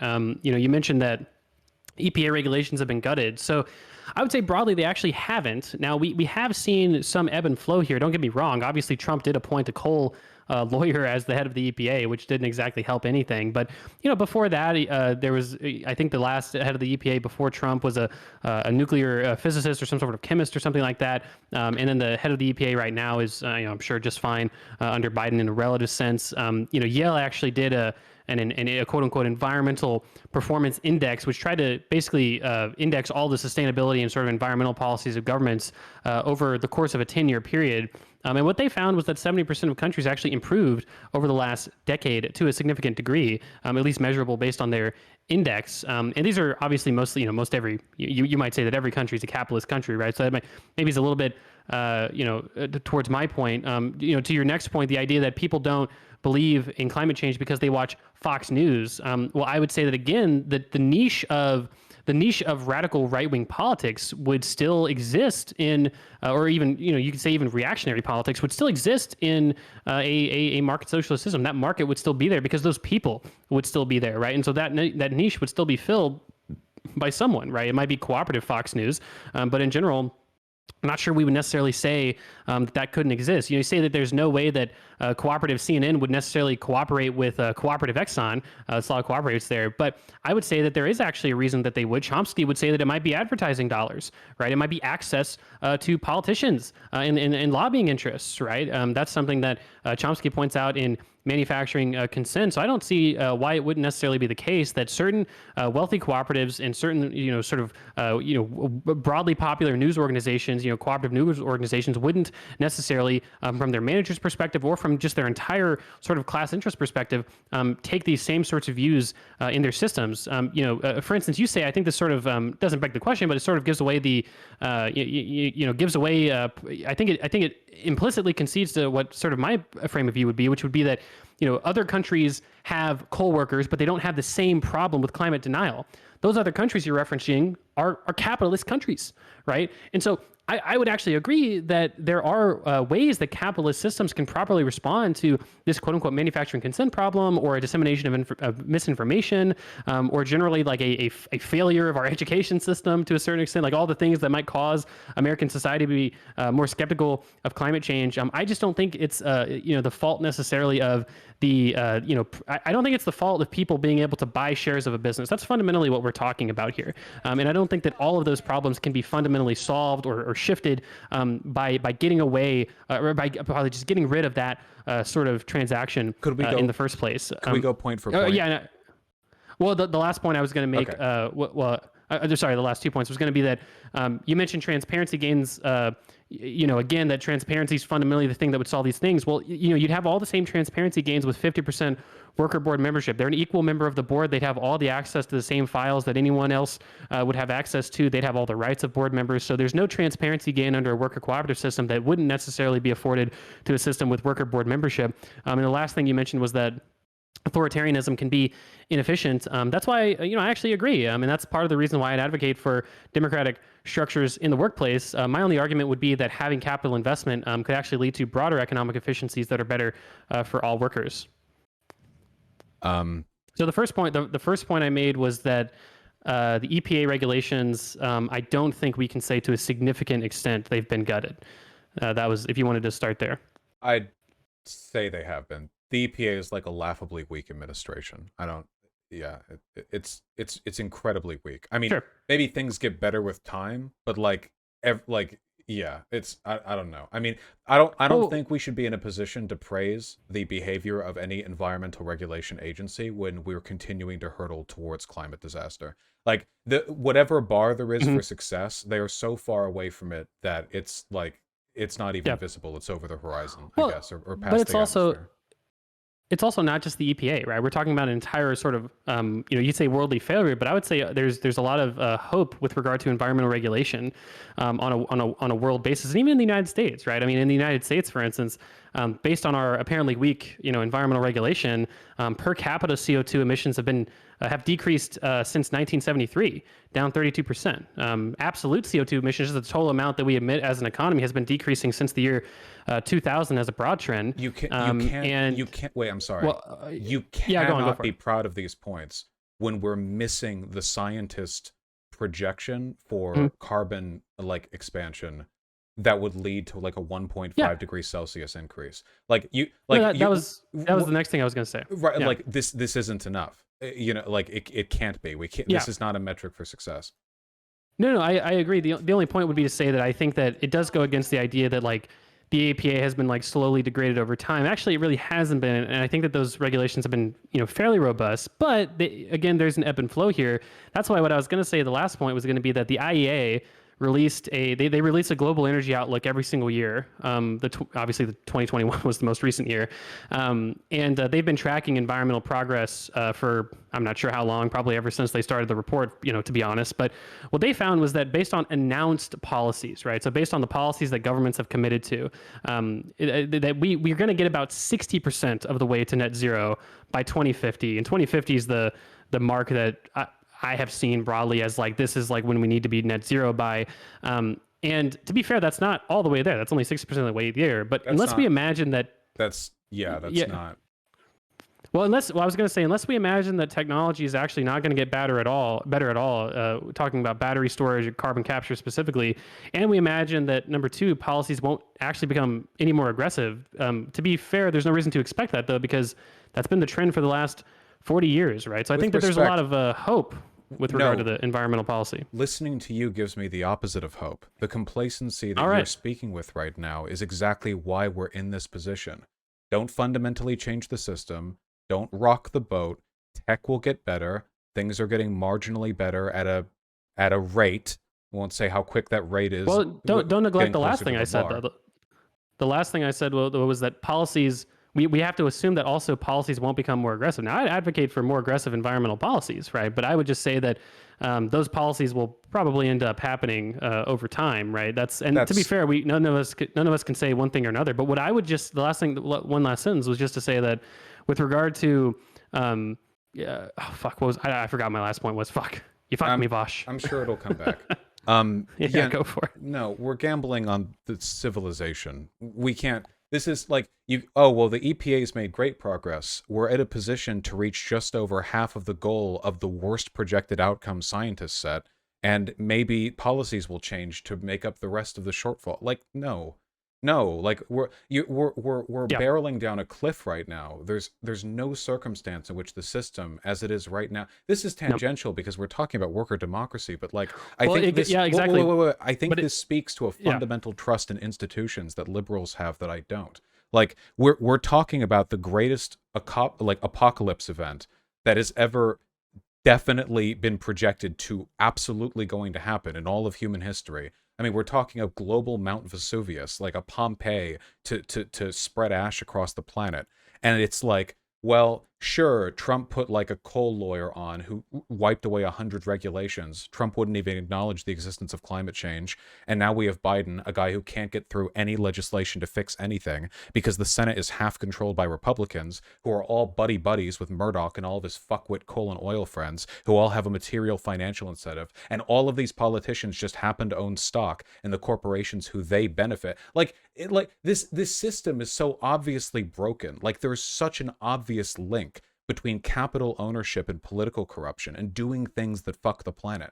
And I'm Yep. not saying that like worker ownership is going to necessarily fix all of these issues, but like we're looking at the most like decrepit system imaginable and pontificating whether or not like we want to give democracy a chance. Can you imagine if the founding fathers had done that? Like oh, like we clearly monarchies are bad, so like maybe we should do like kind of a half democracy. Oh, they did. They only let landowning white men vote, and they had slaves, and it took us 200 years to fix that. I don't want to take 200 years to realize that the problem can't be solved with half measures the way they did. Like that's fundamentally that's what you're talking about. There's always this hesitance to take that extra step. There are political and economic arguments. Maybe people don't want a full democracy because the average person isn't fully literate and it would assign to them responsibilities they can't handle. Maybe economically, slavery is something, a necessary evil, that's a phrase that came up a lot, that we need to contend with, right? But they were wrong. Democracy was always the solution, and it was sustainable then as it is now. We can't always kick the can down the road. And in this case, we're not talking about millions of slaves dying every year. That's bad enough. We're talking about billions of people dying soon. And that's just one outcome. I think the fact that collaboration between capital owners leading to the propagation of client science misinfo is all the evidence one would need to scrap capitalism. But like even in this shadow you find hope, and it's a hope, it's a faith in institutions that I just don't have. I can't I don't know. Any regulation you put forward in the EPA can be rolled back by the next Republican to win. The next time they put a coal lawyer, any education platform you want to put through, all it takes is the next private school Betsy DeVos billionaire appointed there to roll all of those back. As long as people whose material interests are different to the working class have the ability to seize political power, they will, and they'll keep doing it. And they can undo work much faster than we can build things up, because destroying is always easier than building. Yeah, so this kind of does go into the next point. So I would just say that with regard to the whole environmental thing, my only reason for bringing up those types of those statistics, right, isn't to say that we're doing enough, right? It's really to say the opposite to a certain extent, and then to the broader point that you're making, it's to say that your broader point is necessarily not the best lens of analysis here. And I think that this is one of the fundamental problems I have with a lot of socialists, right? Which is that class interests enable and cause these things, right? These things exist because of these class interests, right?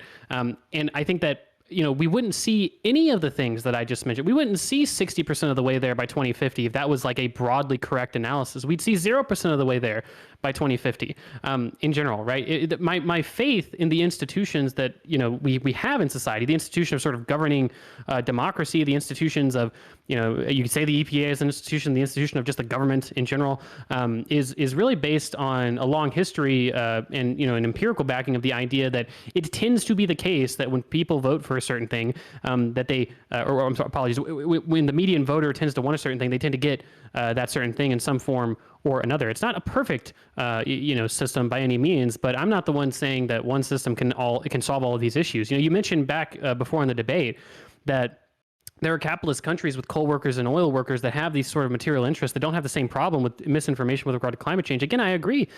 Capitalist countries can, in fact, deal with that type of information through education campaigns, through things like, perhaps regulations on certain topics, and how you might go about that. Who runs the schools? Who?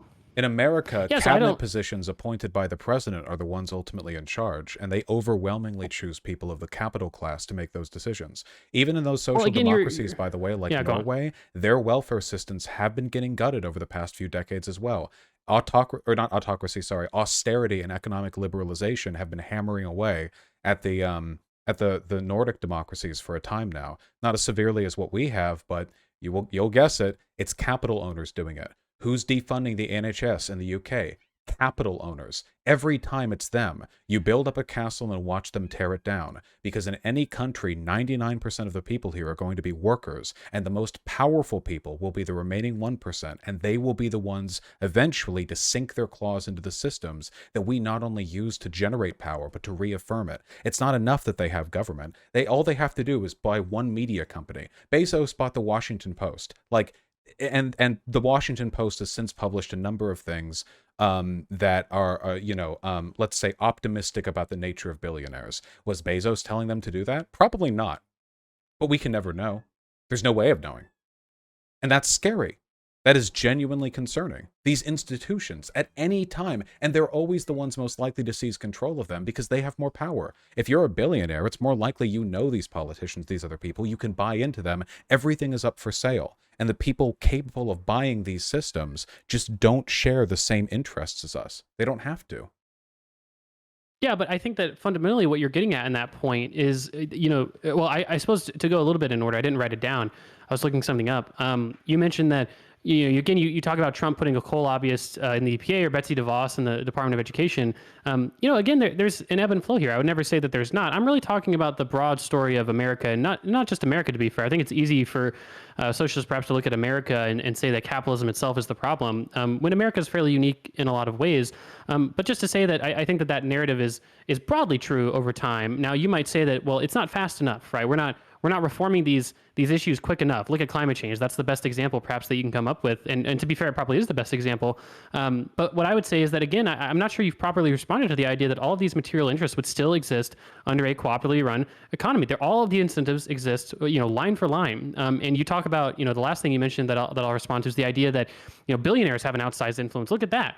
Capitalism, right? Billionaires being able to buy news media companies. I agree that that can be a problem, but the problem there isn't capital interest. It's not necessarily the capital class, because these sort of class distinctions would still exist under a worker cooperative system. It's just that everyone would be a worker. There'd still be differences in income and wealth. These are the things that really, I think, are potential precarious, they inject precariousness into some of these institutions. I agree. Income inequality is a problem, but taxes, government oversight, democratic government in general has shown to very effectively address income inequality and wealth inequality through taxation, and through these sort of reform and welfare policies. You talk about welfare programs being cut in the Nordic countries. Some welfare programs have been cut some of the time, but the broad trend over time is that social spending is going up.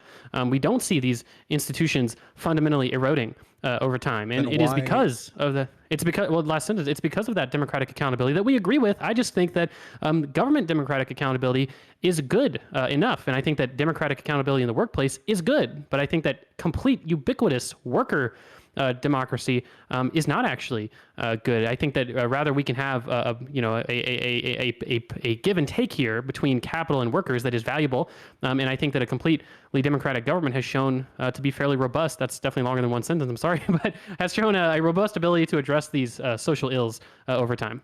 We will only take, and we will not give. First of all, these social democracies are being eroded. And this give and take that you refer to is an interplay between increasing systemic inequality and general technological advancement. American wealth inequality has been increasing for a century, since the New Deal. This is not a slowly increasing thing. Things have been getting worse.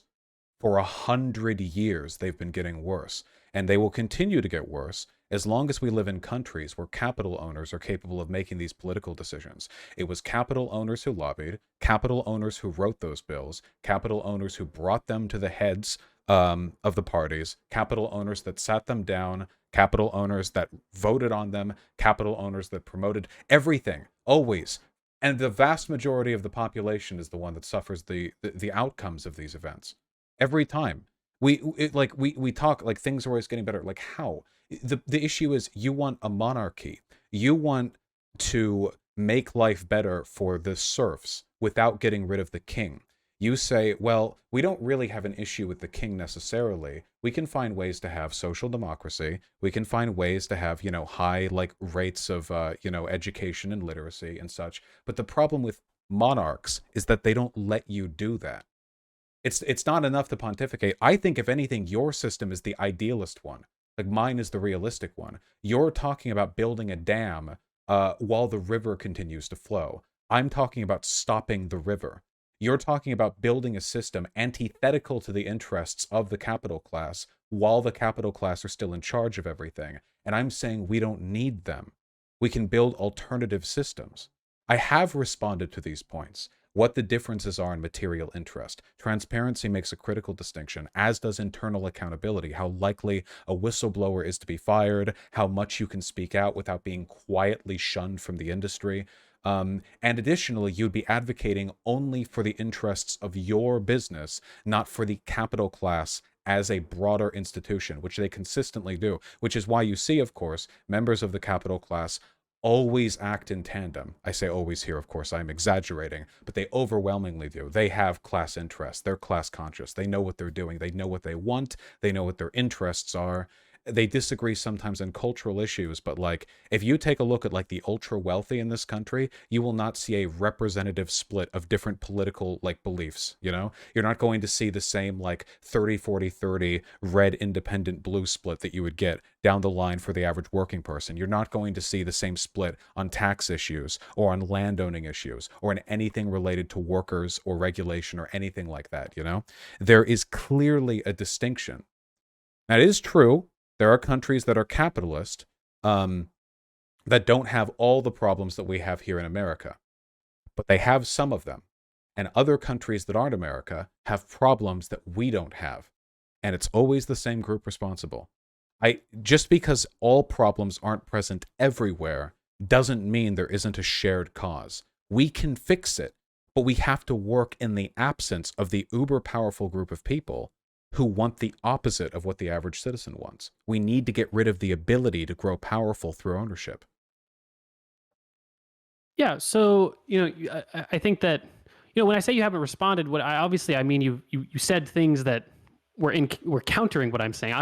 Obviously that's true. I'm just saying that I'm not sure we've fully connected the two. The idea that being able to buy ownership in a company causes all of these problems. The idea that there wouldn't be the same sort of similar class distinction. Obviously, if we're talking in a sort of socialist or maybe Marxian sense, the strict definition of bourgeois versus worker, there would not be that distinction. But again, there would still be these wealth distinctions. You talk about worker cooperatives as a means to perhaps alleviate some of this inequality. I think that worker cooperatives have been shown to alleviate some amount of firm level inequality, 15, 25% of it maybe, but we're not talking about this huge amount, this incredible reduction of inequality because of the cooperative organization. Hold on. And I would just say... Wait, 15 to 20%, how?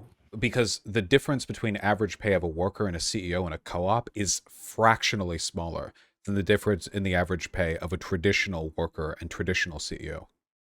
Yeah, the analysis that I saw was comparing, apologies. The analysis that I saw was comparing like to like, right? It was comparing similar cooperatives to similar traditionally managed firms. Now, obviously, if you don't want to talk empirics, that's fine, but it's going to be pretty difficult for you to. We would have to just imagine the empirics because there's not been like a broad amount of. I suppose there's not been a broad amount of, large cooperatives that have been adopted literally anywhere, even in the most sort of cooperatively dense regions in the world. But in general, what they've shown is that there's still a relative amount of inequality within those types of systems. Now, and that's my only point really with regard to a lot of the points that you just made is that I agree that there's precariousness with income inequality. Income inequality has a lot of extrapolations from it that are negative for society. My only point would be that taxes and democratic government have shown an ability to tackle that issue. One of the books that I read, I might be interpreting this graph wrong to be fair, has shown that income inequality based on several indices has actually been flat over time. And between a country inequality, right, the relative sort of inequality between country A and B has actually been decreasing since 1990, right? And so, those are valuable statistics because I think what it shows is that, you might say that inequality in country A or B might be going up or down, but I'm talking about the broadest possible trend, the broadest samplings that we have. It's been relatively static or decreasing over time, talking about in-country versus out-of-country inequality. And I think that every study that I've looked at has shown that taxes are a valuable way to address that inequality. And they don't, well, you might say that they're motivated and why they don't recommend this. They don't typically recommend worker cooperatives as a means to solve that issue because taxes have a more aggregative effect. They're more efficient probably than implementing this type of structure. They're more redistributive in nature. And honestly, they probably just straight up lead to more directly less inequality than worker cooperatives because there's still not a distinction between non-workers and workers at cooperative A versus B. If you get a flat benefit, you get a flat benefit. If you're taxed, you're taxed, right? And you might argue for those same systems. I'm just saying that those systems seem to effectively address the problems that you're talking about. Whereas I'm not sure, obviously you cannot demonstrate that worker cooperatives would solve these issues. We can only sort of speculate, but I give you that's that's probably an advantage in my favor, not in yours. But that's not because I've done any extra work in that regard. That's just how it is. But in general, though, I just don't think that I don't think you've presented to me a convincing reason why these problems empirically haven't been able to be solved, or in the future could not be solved under a democratic, but also a democratic government framework with a capitalist economic framework. Especially when, again, I feel like we also haven't gotten an adequate response to the idea that the transparency benefits, which seems to be a lot of the things that you're sort of hinging on, these sorts of benefits, the worker, worker board membership, unionization, that why we couldn't solve those types of issues with worker board membership and unionization. You keep talking about class interest and the interest itself, but I'm breaking down that class interest, I think, similarly to you are. I'm just trying to use tools that have been proven to be effective, not ones that necessarily haven't been proven to be effective on an aggregate level. I think a mandate is where you end up running into all these problems. So a few things. First of Go all, for it. income inequality is at very high levels.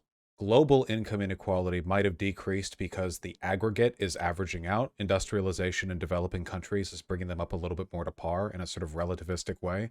In terms of like relative wealth inequality in this country, it is historically high. I know there's some variable fluctuation there, but you're talking about it. It's like basically the worst, like in human history. No, but let me jump in. But some of the stuff that you said is just, like, isn't true. You saying that there's a 15 to 20% decrease in inequality from like firms to like firms. The average ratio of pay from a worker to a CEO in America is 1 to 400 or so. Co-ops have nowhere near that. They're not 15% lower, which I think would be, what, 345 or something? Three something. They're not 20% lower, which would be like 320 to 1. They're massively lower. I don't know what metric would be used for that, but obviously whatever kind of worker cooperative I would advocate for would have a fairly flat income level. Also, nothing I'm talking about here is in any way antithetical to a good tax policy. They're completely compatible with each other. The issue is, like, you're asking me, why can't my systems work? I ask you, why haven't they been implemented? I acknowledge the reason why my big mandate hasn't happened yet is because it's against the interests of the most powerful people on earth. We must force them to do it. However necessary, we must force them to. But what you're suggesting is that within the system, through incentive and through management, like we should advocate for this worker controls half, higher tax rates. Well, then why isn't that happening? Every country on earth in the West right now, developing capitalist countries, developed capitalist countries, where is this tremendous social democracy then? We had some of them because there was a post-war boom, and we saw when manufacturing was done locally, and usually, of course, you have countries that have disproportionately a good welfare states. There's usually some kind of internal economic supplement. Norway has their oil, of course, the social wealth fund.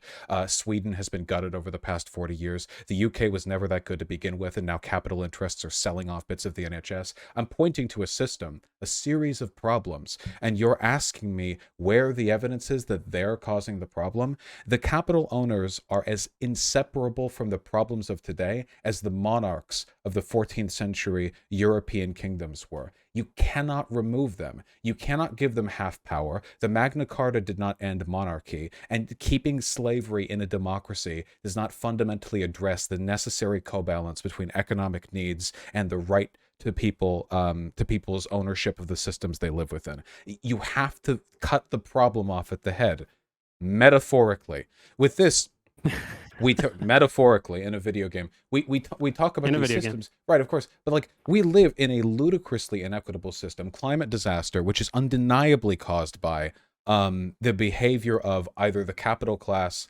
or those directly linked to it. Is barreling down at us. I just don't understand it. Here are the counter arguments to me, right? We might have some difficulty acquiring capital or like proper investment structures when you have this big cooperative mandate. Like, that's it, Worker cooperatives are quite effective in some respects and neutral in many others. We don't seem to have a lot of information suggesting they're like distinctly worse in fields, which is why I advocate for more testing research. We have to get more data. And my arguments against you here are that every problem that we suffer right now is directly tied to one particular group of people. And the reason they're able to propagate these issues is a direct product of the nature of the class relationship between them and working people.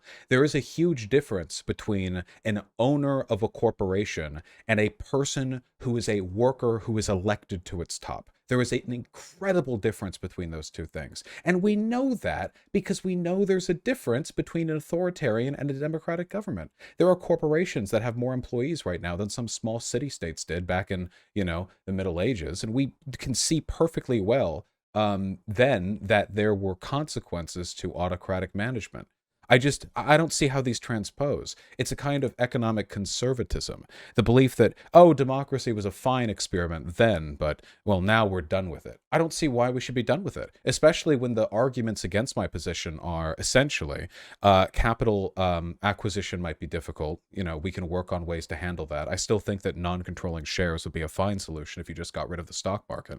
We've done it before. It's not like we couldn't do it again. And on your side, it's like, well, the EPA is doing fine. We'll invent new technology to fix climate change. Like, every developed country on earth could have had like a good social welfare system this whole time, but for some reason they don't have it. It has nothing to do with the capital class running the media and running the government. Like, you understand, this isn't a product of conspiracy.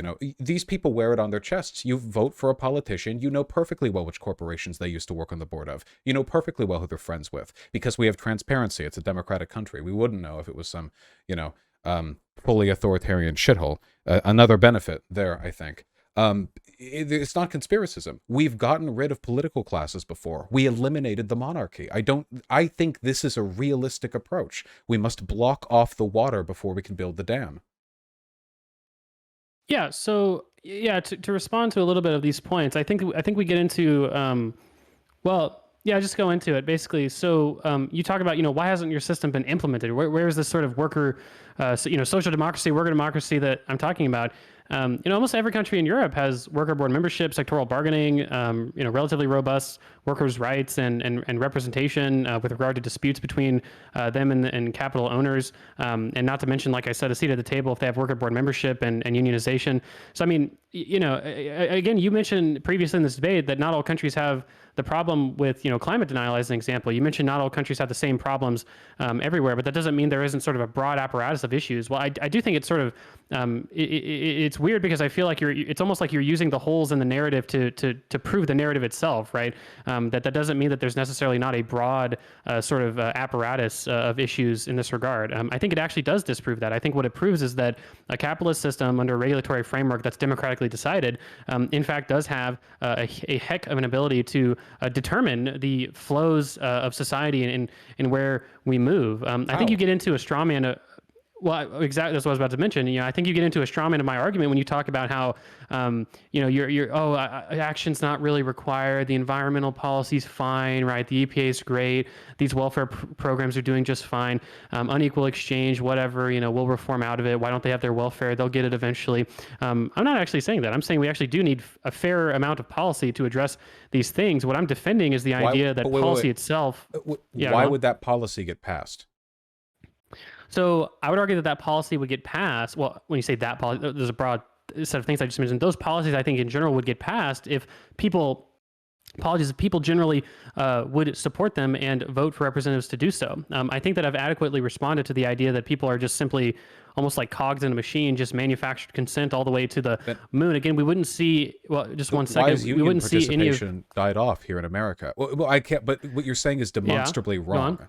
Like, it's not. It is. Like, what people know about these complicated economic issues is going to be supplied to them from powerful institutions. Unions objectively made people's lives better here in the States, and now union membership is at record lows.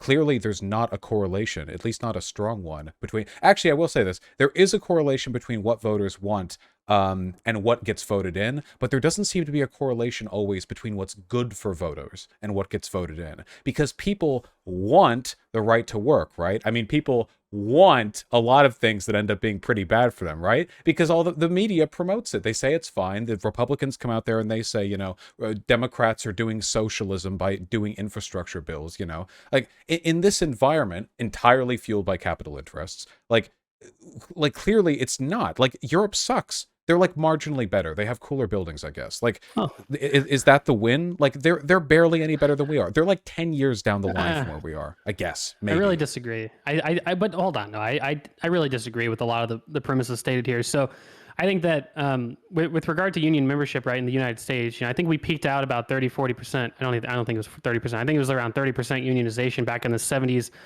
was about where the United States peaked out. Now we're about down to 10%.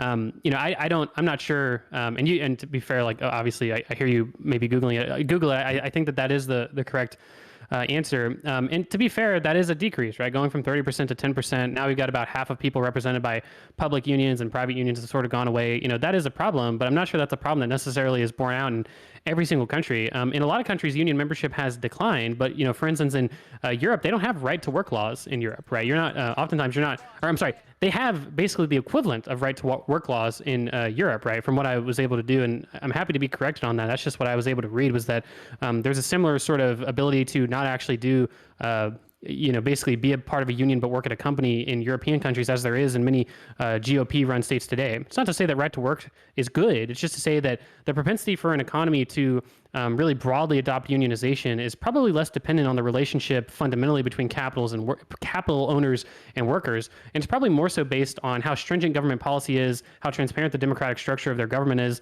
and Who how, determines the frankly, government policy? So as I've said throughout this entire time, I think that well, really quick, the last thing that I was going to respond to, and I'll respond to that after this, is that I don't think we could say that I don't think we could say that the people of the Nordic economies or like Western Europe face a marginally better circumstance than the United States. There is a heck of a difference between the workers of America and the workers of those countries, what they face and what we face. I think there is a big difference there. Now, with regard to your question, who sort of determines how that policy gets passed?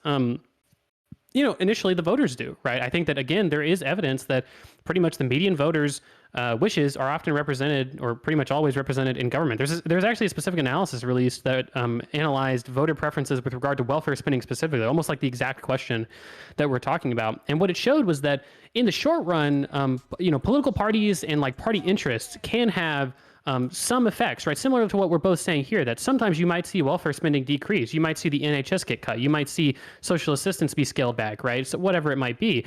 You might see Social Security get scaled back, right? But what it also found was that over the long run, voter preferences essentially entirely dictated welfare spending in the country. And I don't think that I don't think, one, it's been demonstrated that this manufacturing consent issue is broadly true. The narrative makes sense, but I think that there's a lot of dynamics at play that are hard to account for. And then I don't think we can say that just because we don't have capital owners, all of these same incentives that Chomsky would talk about wouldn't necessarily exist. Now, I don't want to speak for Chomsky. Frankly, he'd probably obviously disagree with me. I'm not sure what he would say in this regard, but all of those things, we went line by line on manufacturing consent. Every single one of those things would still apply to a market socialist system. And the transparency gains of cooperative ownership would still exist with worker board members. Worker board members would have all of the same rights to company information and management processes as any other member of the board. So I think that there's a lot of holes in this narrative, and I don't think that we can say definitively that capital owners need to be excised from the system. You're right. Now, the last thing I was going to say, I keep saying that, You do is keep that saying you're right. that, yeah. Yeah, I know. I'm sorry. I swear to God, just cut me off in 2 sentences. Okay. You're right that, fuck, I forgot. Go for it. I forgot what I was going to say. Okay, there's no holes in the narrative at all. Unions make life better for workers.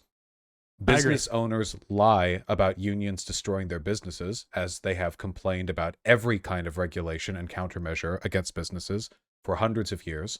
They go to the news stations. Those narratives are promoted. People vote in people with austere or opposite economic interests.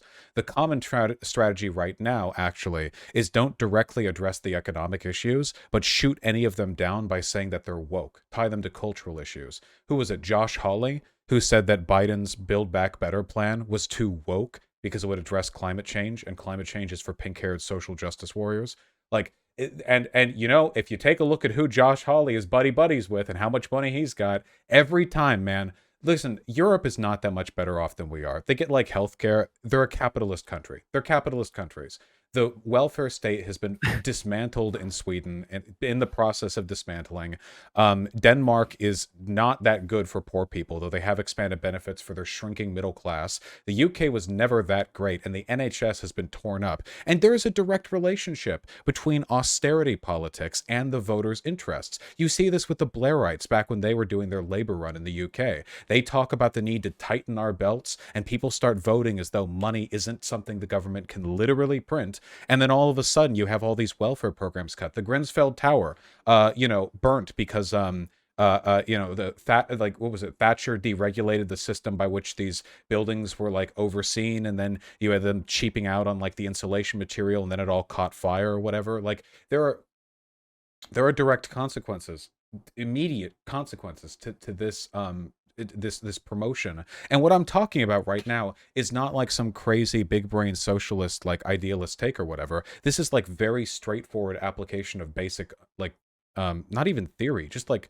what the media does. The media promotes interests that are beneficial to the media. The people in charge of the media have a disproportionate weight on what they consider their interests to be. They're overwhelmingly wealthy capital owners. So if they're buddies with other wealthy capital owners, they form collaborative narratives that end up benefiting them. If you take a look at like news media over the past century, you will find a litany of misinformation promoted by business interests. Not just for the individual business, though. For all businesses, a constant attack on labor and labor rights, on regulation, on workplace enforcement, on the ability for workers to regulate or to manage or to whistleblow. Constant. And if there was true democracy, if these, the news was news and people were voting in favor of their own interests, we would have like 98% union representation right now. Hyperbolic, but I'll go with it. All these issues, like if people really voted for what they wanted and what they wanted was really good for them, we would have socialized healthcare, empirically better than what we have here in the States. We would have full union participation. We would have like a litany of workers' right laws that we don't have. But the history of workers' rights in this country is a history of blood. Everything from banning child labor to establishing a 5-day work week to overtime is something people fought for, and they fought against people. They fought against business owners who sent the government in Pinkertons. They fought against planes that bombed their mining camps. The idea that this class antagonism went from literal bloodshed to, oh, it's just a trade relationship, Oh, but we both have opposite interests and we negotiate to find what's mutually beneficial is ridiculous, and it's naive. That is not what happened. Things got less explicitly violent in the States. We kill plenty of people abroad, Coca-Cola death squads, Colombia, etc., etc. The fundamental relationship has maintained its severity. It's just gotten quieter. And we can't pretend that's not the case. It's always them. It's always the capital owners. I feel I've addressed the how would things be different under a cooperative thing. If you disagree, that's fine. I'm working from a position right now where I feel like there's a very strong historical incentive to do away with this class, as we did away with the monarchy. And the obstacle that I have to overcome is let's sort out the investment thing, And I feel like that's a pretty easy hurdle to get over. Cooperatives still preserve the fundamental productivity of the enterprise. All the money still exists. The money hasn't gone anywhere, People can loan money as banks or credit unions if they want. Or if they want to do a proper investment, there are non-controlling shares. You can put in so and so much money and hope that it ends up being worth more in the long run. These systems work, and maybe right now those aren't attractive because why invest in a non-controlling share when controlling shares are the norm? But, why hire regular workers when you can hire undocumented people you pay 1/3 under the table? Why hire like a white man when you can hire a slave to work your plantation? Why have paid freemen when you can use serfs? Like that's always the question, isn't it? It's always going to be more efficient to exploit, but we fix that by killing the people who exploit. Full stop. Metaphorically. Metaphorically. Yes, in a video game. Yeah, I think I get what you're saying. I think again, I think that what you haven't responded to in this regard is is the empirical argument, right? I think that this is where the narrative really starts to deconstruct itself, right?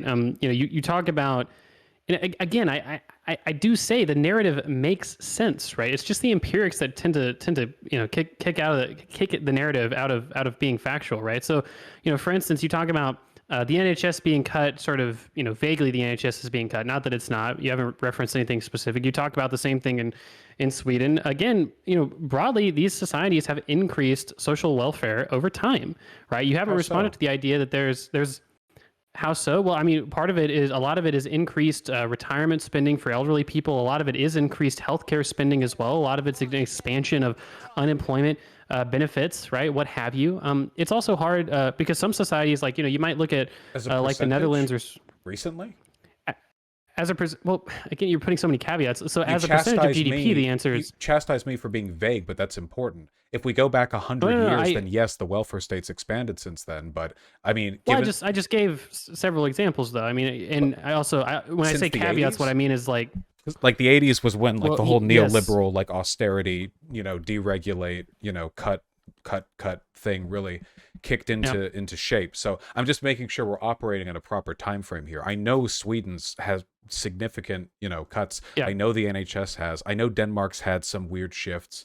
Um, Yeah, since the answer is yes. Since the 80s, as a proportion of our economy, we tend to distribute more in terms of taxation and also spend more in terms of social spending. And when I say putting caveats, you talk about recently. It depends on your window, obviously. Recently, obviously, we've spent a shitload more money on social welfare because of COVID. I'm not sure if you'd give me the credit in that regard, but that is broadly true. It's absolutely true that we've spent a lot more on social welfare. The most recently that we can look at. And again, you might have a socialist analysis for why we would do that. I'm not really sure. In general, though, it I would doesn't just expand agree that worker some of power. these. Well, I think that it does, though, right? Because if you have a generous welfare state to fall back on, and your boss is treating you like shit, you absolutely have the ability to say, no, frictionally, I'm going to unemploy myself so that I can get on this welfare, get another job, right? It's the same reason why people would say that a UBI would increase the negotiating power of workers because they have more of an income But they backdrop to only did it negotiate to with keep these their workers businesses back. afloat. I mean, we had the PPP loans, of course, but also the main reason why like a bunch of these COVID like supplementary like welfare things took place um was simply because it's necessary for maintaining basic economic functionality. That's what we're talking about right now, the CDC No, no, cut no, no, the no. I know, and I yeah, don't want to get into it's in because again with but COVID, that so I agreed. that's not You worker probably wouldn't give power. me credit. Yeah, it No, no, doesn't no. give us more powerful Again, over the world. yeah. I said I agree. You probably wouldn't give me credit on all the social welfare spending related to COVID, right? That's why I'm just saying that if it depends on your time frame. If you're talking 80s, 90s, the answer is yes. We spend as a proportion of our economy more on social welfare since then. And when I say we, I mean in aggregate. Again, you can probably look at specific countries that have made reforms that spend less. But then I would probably just appeal to perhaps quality of life. We can take a more contextual analysis if you want, but we're having a broader discussion. So I'm not sure it makes sense to look at specific countries when we're having a broader discussion about the entire mode and means of production of our society, right? I don't think it makes sense at that point to say, look at the UK cutting their welfare spending, right? That's an example, or cutting their NHS spending, right? That's a reason why we need to get rid of capital interests. Those are decent enough examples, but I don't think that they're good enough to overcome the broad empirical truth that social spending has indeed increased. The last Just thing you one talked thing, about just is just one yeah, thing. go on. Keep in mind, social spending isn't the goal for me. It's worker control. Even a system in which you had a Yeah. perfect welfare state, which was you could like I said, you could have a country which is a monarchy with no democracy, where you have a perfect welfare state, and I would still hate that country. Democracy is non-negotiable. You can have a welfare Well, state but that doesn't confer control to the working class. Sometimes it can placate them. That's kind of a common like yeah. cyberpunk theme. Well, but you said earlier in the debate, though, that you actually didn't believe that, right? As far as I understood, what you said earlier in the debate was that if it could be proven that this society would be so materially worse off, you actually wouldn't. You'd probably shift your beliefs at that point. Is that not true, or is that true? Like society collapsing. Out of curiosity, how bad, how non-functioning would democracy have to be for you to want to live under like like a Kazakhstan or like a Saudi Arabian type government? Like how much better would they, like if for Mhm. instance, if they could provide like a greater proportion of their national budget towards welfare stuff in accordance with Yeah. a greater efficiency conferred through Hmm. authoritarianism, and they also had a more robust economy, would you prefer that?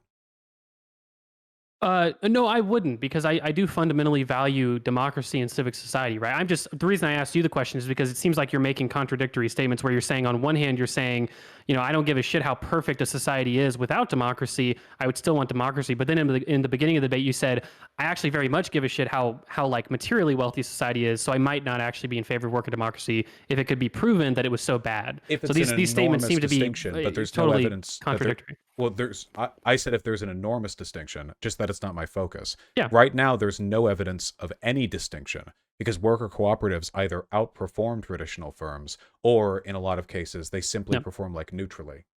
It's like No, very no, variable. I get that. And I would appeal to the empirical argument as well. But I'm saying you didn't make empirical arguments on either end of the debate. You said principally, I do believe in democracy. I don't care how like materially well off a monarchist system is.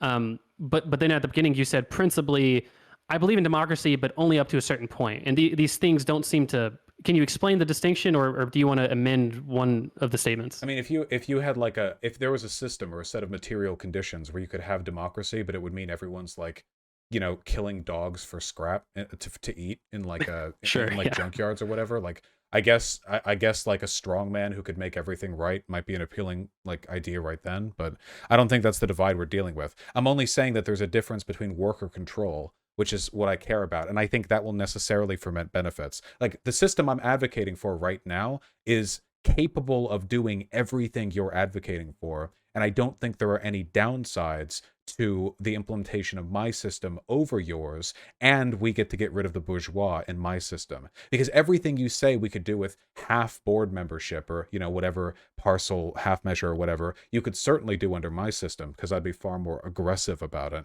But you can also fix problems that you couldn't, problems I'm ascribing to the bourgeois as a class, which I imagine categorically you're going to disagree with due to a different ideological framework. But I think that looking at Yeah. history and looking at the world today, there is extremely strong evidence that the history of the world is a history of class struggle, and that the easiest and best way to resolve the antagonisms brought about by that conflict is to make sure there is only one class, the working class, and that should be the only controlling group of any country, a proletarian state. Mhm. Well, I think that outside of what I would say, the last thing that I would say, and perhaps it's a good stopping point for the debate because we might be going in circles at this point, Maybe a would be bit, to yeah. say that yeah, no, it's fine. I've enjoyed the conversation.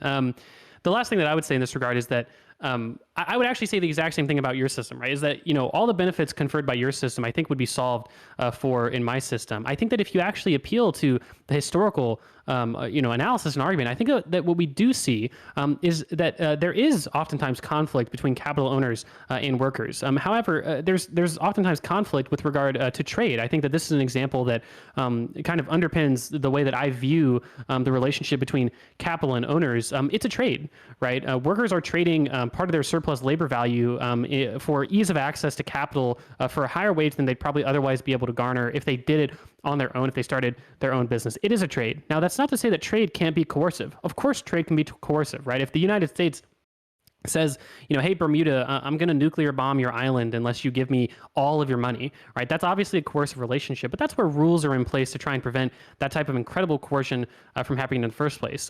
I think coercion fundamentally is some sort of a problem with trade relationships and with the relationship oftentimes between workers and employees. There can be coercion, there can be monopoly power, there can be market failures there. But I think that what's been proven over time is that not only are typically institutions strengthening over time, they're strengthening because of the democratic say that individual people have in their governments. Governments have proven an ability to regulate these types of things, right? I think that if broadly it was true, your narrative. On one hand, we've got this powerful capitalist class that's able to basically manufacture consent, control the governed, control the government.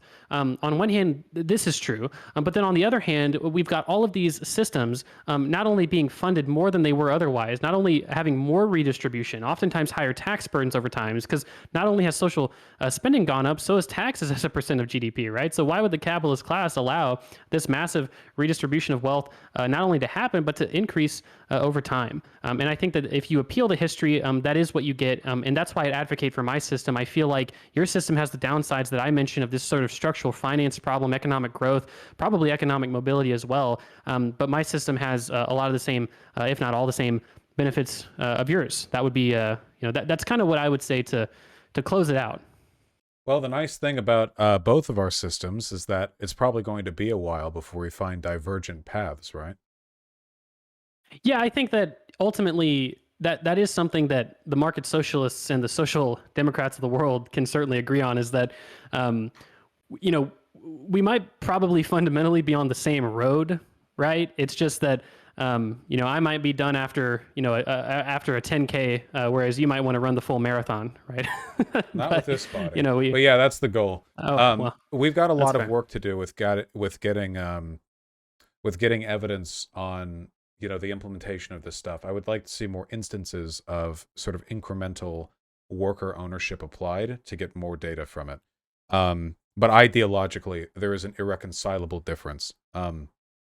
Maybe time will change people's perspectives on this. I guess we'll see. Okay. And I've got some closing questions for you. Hit me. Okay.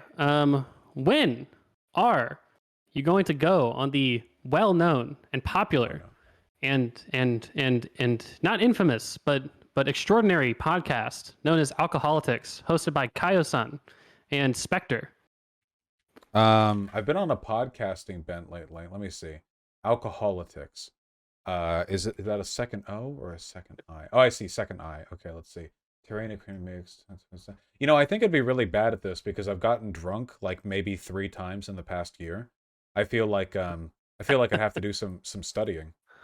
Yeah, drinking is not a strict requirement, and I'm not part of the show. They just they were sure to ask, ask Vaush to come on our show. If they email me, I love popping on people's podcasts. Usually I just do it on my days off, like because they record locally. Yeah. All right, you heard it there, Kaio and Spectre. Just email Vaush. To be fair, that's how I got to debate Vaush a couple times. And the second question that I had is, can I tell the people to subscribe to me? Yeah, of course, absolutely. I've actually seen a couple of your every debates on the aforementioned off days. Yeah, well, that's, you heard it there, folks. Vaush, #1 Econoboi fan, watching my debates offline.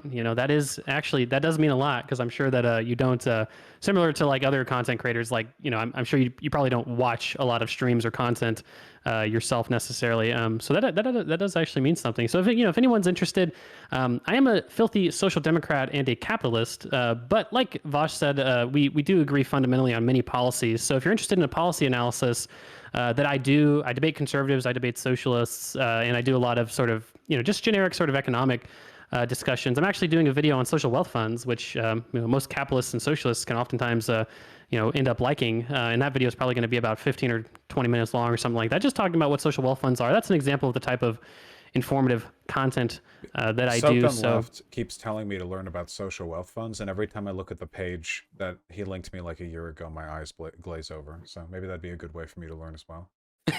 you don't I guess you're not as interested in social wealth funds. Is that it? It's not as bloody. It doesn't confer the kind of worker control I get hard over.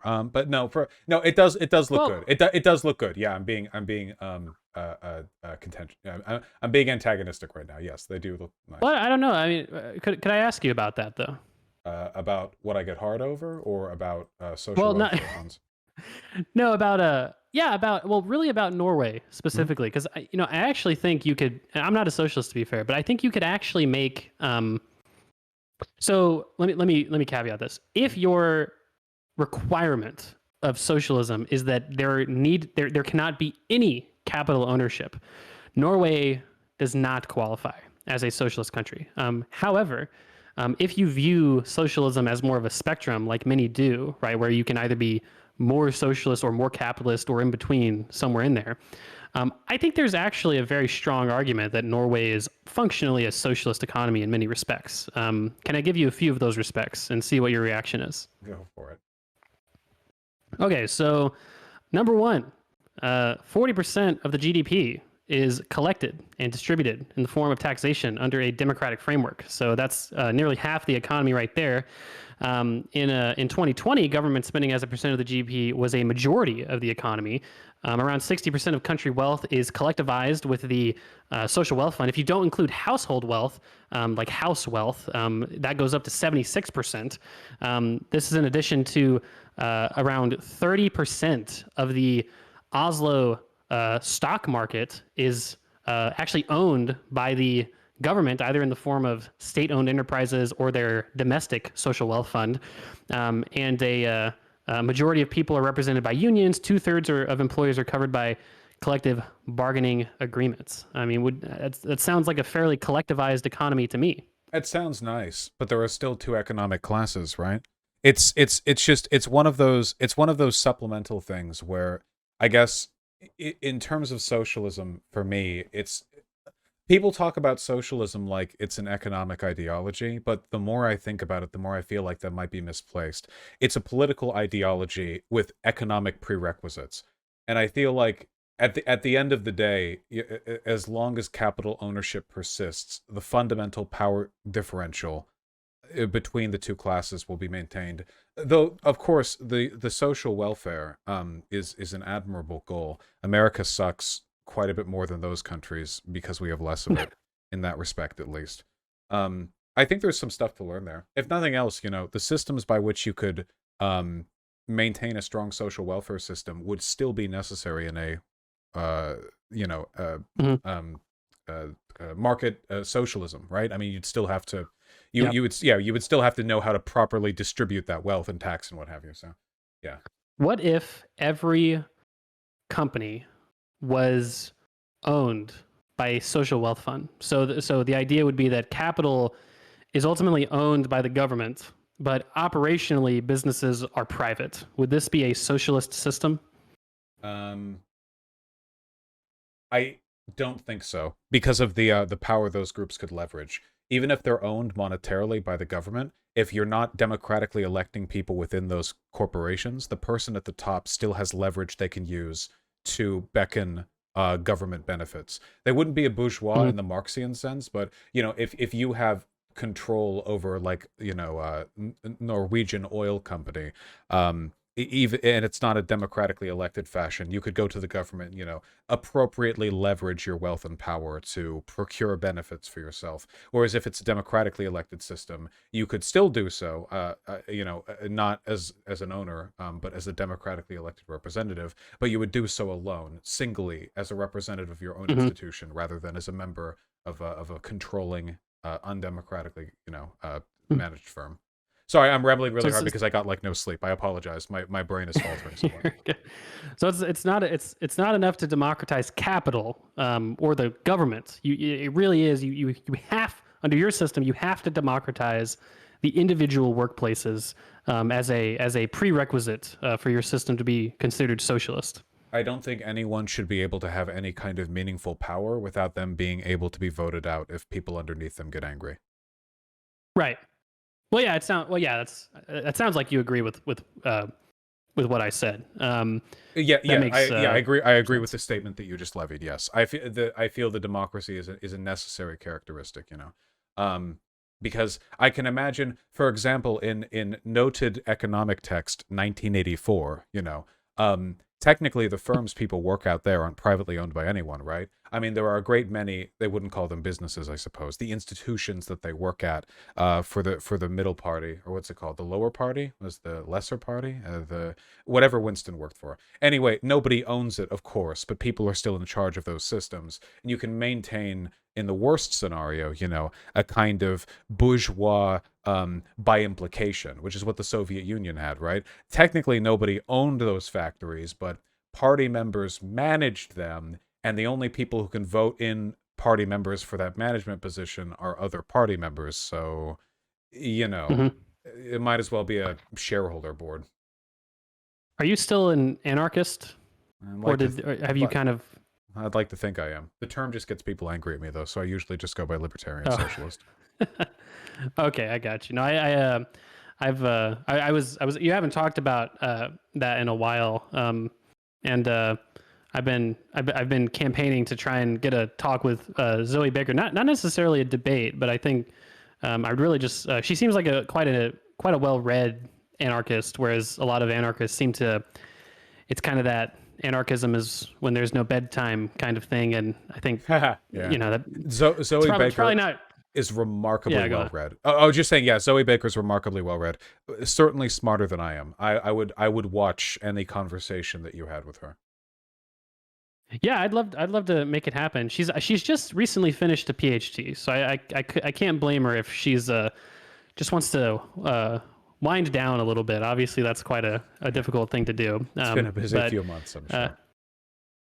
yeah, I'm sure. I'm sure. Well, all right. I mean, all right, Vaush. It was good talking to you. I don't have anything else. Like I said, I think we agree on many, most every prescription besides the most, so you could say aggressive ones on your part. But Right. It's the ideological divide is always going to be the big truncation there at the end, I think, with principled yeah, opposition to the bourgeois. But no, I well, really appreciate as the conversation. Thank you for coming on. I was gonna, well, you're welcome. As Lernerbox once said, a wise man. Liberals were tragically born without imaginations. So my liberal sensibilities prevent me from advocating for such a structural change. But no, it was fun coming on. Like I said to the audience, if you're interested in economic discussions like these, you can subscribe to my channel Econoboi on YouTube. And it was a good round two, Vaush. Let's hope we can find something for round three one of these days. Yeah, we'll debate. What would be a good thing? Did you like the new Matrix movie? Um, well, I thought it was better than most, but it wasn't. I mean, it was just okay. It wasn't a disaster or anything, but it wasn't. People were expecting a lot out of it. I haven't seen it. I'll construct my opinions to be the opposite of yours, and we'll battle over that. Well, I do have to warn you. Well, never mind. No preconceived notions. Just go in blind on it. It's on HBO Max. I thought it was okay. I'd give it a 5 out of 10. If I had to recommend an absolutely banger of a TV show, it is going to have to be Mr. In Between on Hulu. I'm sure you've got a Hulu account. Best TV show no one's talking about or gives a shit about. Really, really good show, though. Oh, goodness. I have one more thing. Do you play Civilization? I played Civ 4 for a long time when I was younger. The only Civ game I ever liked. Well, if you are interested, a content creator by the name of Taftage is trying to organize a Civilization content creator showdown, of which I am a part. And she and I are pretty fucking good at Civilization, Vaush. Which Civ is it? Don't want to. Civ 5, not 4, but same thing. Gotcha. Civ 5 was god awful at release, but I hear they fixed it up a bunch afterwards. So, well, I'll be sure to take a look. I look forward to the degenerate 1 unit per tile rule, encouraging good and interesting gameplay. Hell yeah! All right, bud. Talk to you later. It was a good talk. Have a wonderful day, night, whatever. You too. Bye. Okay, sorry. I'm so tired, and I'm working off so little sleep. If I came off like weird, or then I apologize. It wasn't my intention. I enjoyed the conversation a lot. Okay. Oh god. Okay, so for any of you who are wondering why the conversation that I just had went differently from a lot of conversations that I've had on this subject before, the issue is we always talk about the empirics. Well, can worker cooperatives perform at an equal level to traditional firms? Whatever. But I usually move away from talking about the moral prescription, the need to mandate them. And the reason for that is because it's an ideological thing, and it can't be borne out in numbers as much. You have to you have to talk like the narrative of history, class conflict, whatever.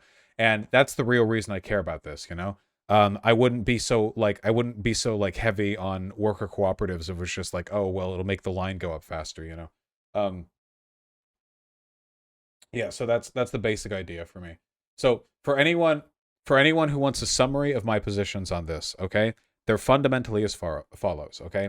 Worker cooperatives, in my mind, the mandate for all worker cooperatives, okay, so everything above a given minimal size is a worker cooperative. The idea for me is this, okay? First of all, I think it would be better to their workers. I think that bears out okay, However marginally, I think it would work out. I think we can manage the financing as well, if it was mandated, because you would just have non-controlling shares when you got rid of controlling shares as a concept, because controlling shares confers capital ownership upon a person. Okay. So that's simple enough.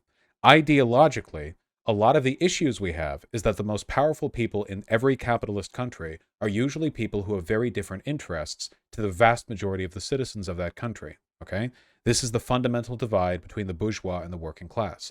This divide is as evident today as it was 200 years ago, though it's been abstracted from view in a number of ways. Nowadays, people don't know their CEOs as well as they know their immediate managers. We're not in the day of the robber barons the way we used to, and the Pinkertons don't literally come and gun down union workers the way they used to as well. But the fundamental power relationship has stayed the same, because you know what's way, way, way more effective than hiring the Pinkertons? Going golfing with Murdoch and having Murdoch tell his writers, tell his broadcasters, that actually being in a union makes you gay, you know, like that works better, you know. Direct conflict, bloodshed, direct violence, that is an ineffective and inefficient way of ensuring control of the working class. But manufactured consent, shared class interest between the bourgeois, these are very, very effective ways of managing your material interest for a number of reasons. If you can convince people to vote against their interest, then there's no issue, right? Hey, people want us to not deal with climate change, and they're voting to not deal with climate change. Everything's fine. Well, of course, no, it's not, you know. The reason people vote the way they do is because of the info they're supplied, and the info they're supplied is going to be biased by the institutions that not only produce that information, but present it. Basic manufacturing consent stuff, you know? And you look all over the world, and like, it seems like, and I understand this comes across like me, like building a grand historical narrative, because I totally am, but I really feel like you can empirically bear this out. Basically, all problems in general are caused by people in power with different interests to the people who suffer the consequences of their behavior. If you take a look at like almost every massacre, Holocaust, war, every like manufacturing failure, kids being poisoned by lead, like everything, right? It was slavery, like everything. It's people with different sets of interests, and the person with more power gets to do their set of interests. That's like everything. That's like everything everywhere, you know? And the thing is, you can't get rid of hierarchy through democracy, but you can weaken it, right? Because there's still a hierarchy in a democratic government, even if you had some super advanced anarchist one or whatever like crazy super like commune elected board whatever fucking term you want for it, you know, that person would still have more power than the average individual. But the difference is not as great as the difference between like Ho Chi Minh and an average North Korean citizen, right? You know what I mean? You get what I'm talking about, right? Like, democracy doesn't fix the problem of hierarchy, but it mitigates it substantially. And you mitigate it by making sure that the people on top... Did I say Vietnamese? I'm sorry, dude. The memes were so fucking good with Luna Oi. I'm so sorry. North Korea. I don't think Ho Chi Minh had any power over the North Vietnamese. Just clarifying, okay? Like, the problem with hierarchy is still there. Did I do it again? Did I do it again? Guys, I slept for 2 hours. Listen, you said North Korea? Ho Chi Minh was in Korea. Wait, Ho Chi Minh was in Vietnam. No, the mix-up was the other way. I meant to say fucking the other guy. Not Ho Chi Minh. No, the other guy. The bad guy. Kim Jong-un. Yeah, Jesus. I'm really tired. I've had 2 hours of sleep, okay? I'm firing on all cylinders right now, okay? And I'm racist. No, I'm not. Thank you. Listen, please listen. Please, please, please listen, okay? Please listen to me, okay? You can't get rid of hierarchy through democracy, but democracy mitigates hierarchy. And the way you mitigate it is by trying to ensure that people with different levels of power have the same material interests, okay? Now, if Kim Jong-un wants to, like, just kill a guy, okay? Like, what can the people of North Korea do? What can they do? Like nothing, right? There's like no relationship. What did I misspeak on? You know what? We're just gonna okay, forget the analogy. Forget the analogy. We're just gonna use abstractions, okay? If an authoritarian wants to do a thing, there's not much that the citizens beneath them can do about it. They have different material interests, okay? But hypothetically, in a democracy, politicians have to be popular in order to be reelected or elected in the first place, right? So, in order for them to be popular, they have to do things that people who vote for them like. And that is a shared material interest. It is in the material interest, hypothetically, of a leader in a democratic country to do things that the regular people want, because that's how you get elected, right? Now, that's not a perfect system, but it's better than an authoritarian government. It's better than just a dictatorship, okay? And that's what I'm talking about with regards to the economy, okay? The fundamental issue here is one of hierarchy. The bourgeois right now are a distinct class with distinct class interests. Are you really explaining why democracy is good? Yes, because people often don't know. Democracy is good, not just because it's like a cool new modern idea or because it's like more fair or whatever, but because the drive to make systems better is to make sure people at the top and people at the bottom are pushing in the same direction, not opposite directions. Opposite directions causes suffering and tension. It prevents transparency and creates a lack of accountability. It destroys people and it destroys systems. Pushing in the same direction is a good thing, okay? And the issue is, with economic autocracy, there is literally no way for us to meaningfully check the interests of the bourgeois, the people in power, outside of voting with your wallet, which is a traditional liberal response. Oh, you don't like that Jeff Bezos is so powerful that his decision to build new plants can make or break entire like political deals? You don't like the fact that he's like the bedrock of like the fucking modern American economy? Just don't buy from the gajillion-dollar economy. Like bullshit like that. Clearly that doesn't work. Boycotts don't work unless they're very local and very, very targeted. Why the bourgeois want to destroy the world? The bourgeois don't want to destroy the world. That's the thing you have to understand. The bourgeois buy their own bullshit. Do you think that the monarchies of Europe thought that they were just like really cruel, like assholes? They didn't. Read Machiavellian literature, okay? Because that's what they read. The leaders back in like feudal Europe, for the most part, thought that they were A, ascribed by the divine right of kings, and B, they thought that the average peasant, through blood, was incapable of managing their own affairs, and that it was the job of a monarch to rule the affairs of the realm because nobody else could do it. Does that make sense? Does that make sense? You buy the ideology that legitimizes your reign, okay? So the monarchs don't just sit there in their throne thinking, haha, I'm evil, we could have a democracy, but I refuse to. There were people back during the 18th century that legitimately believed that democracy couldn't work because the serfs, the peasantry, were not capable of managing their own affairs. That wasn't just evil people who were super wealthy, like cackling and like rubbing their hands together or whatever. That was a common idea, and it was a commonly held idea by the peasantry as well. Oftentimes the peasantry legitimately felt like, sure, there are problems, but you need a king, you need a queen. People believed in the people above them often, because what alternative was there? That was the system they lived in, and systems self-perpetuate. The ideology of the system feeds into the system's legitimacy, and the system produces the ideology that will be used to justify it. The same thing happened with slavery, didn't it? Which came first, guys? Slavery or modern scientific racism? The answer is the former. The transatlantic slave trade came about, and people were like, oh, we sure are doing awful shit right now. I hope we can invent an ideological and pseudoscientific system that justifies this. And then, wow, they found one, if you can believe it. Simplifying a bit, but yeah.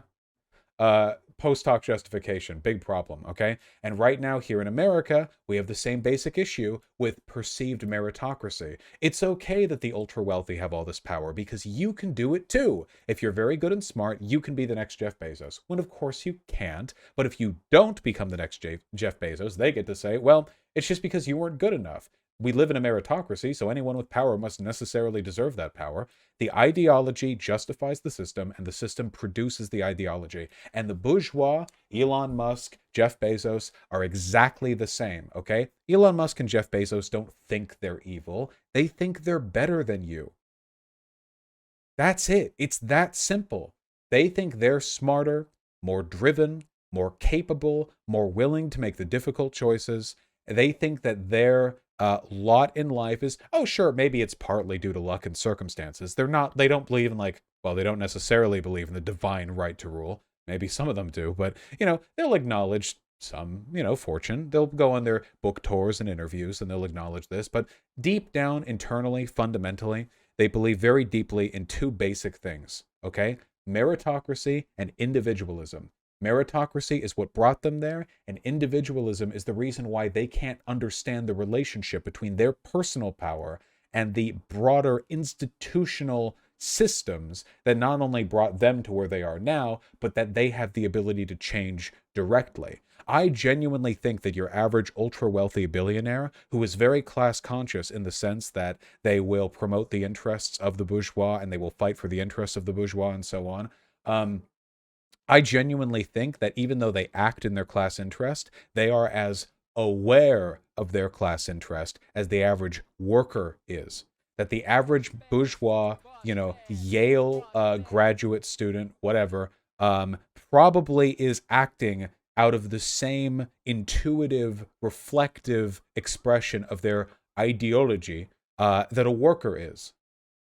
That people are unconscious, but circumstances, by which I mean disproportionate power, align the unconscious class advocacy of the bourgeois with their own interests. Whereas, because the workers are not in power, their unconscious class interest is not aligned with their material interest. Does that make sense? Please, God, I feel like that was a good point. Why is Vaush saying ideology in a strange way? Because it's something Slavoj Žižek is known for saying, and he has a funny Slovakian accent, okay? Does what I say make sense? I know I'm very tired, but I feel like this is very important, okay? Okay, hopefully everyone gets that. So that's the reason why fundamentally this is an ideological divide, and that's why this debate went the way that it did. Because normally I talk about the empirics. Here's a study saying worker co-ops are good for people. Here's a study saying they make money, blah, blah, blah, blah, blah. But that's not why I like worker co-ops. I like worker co-ops for the same reason that I would have liked the abolition of the monarchy.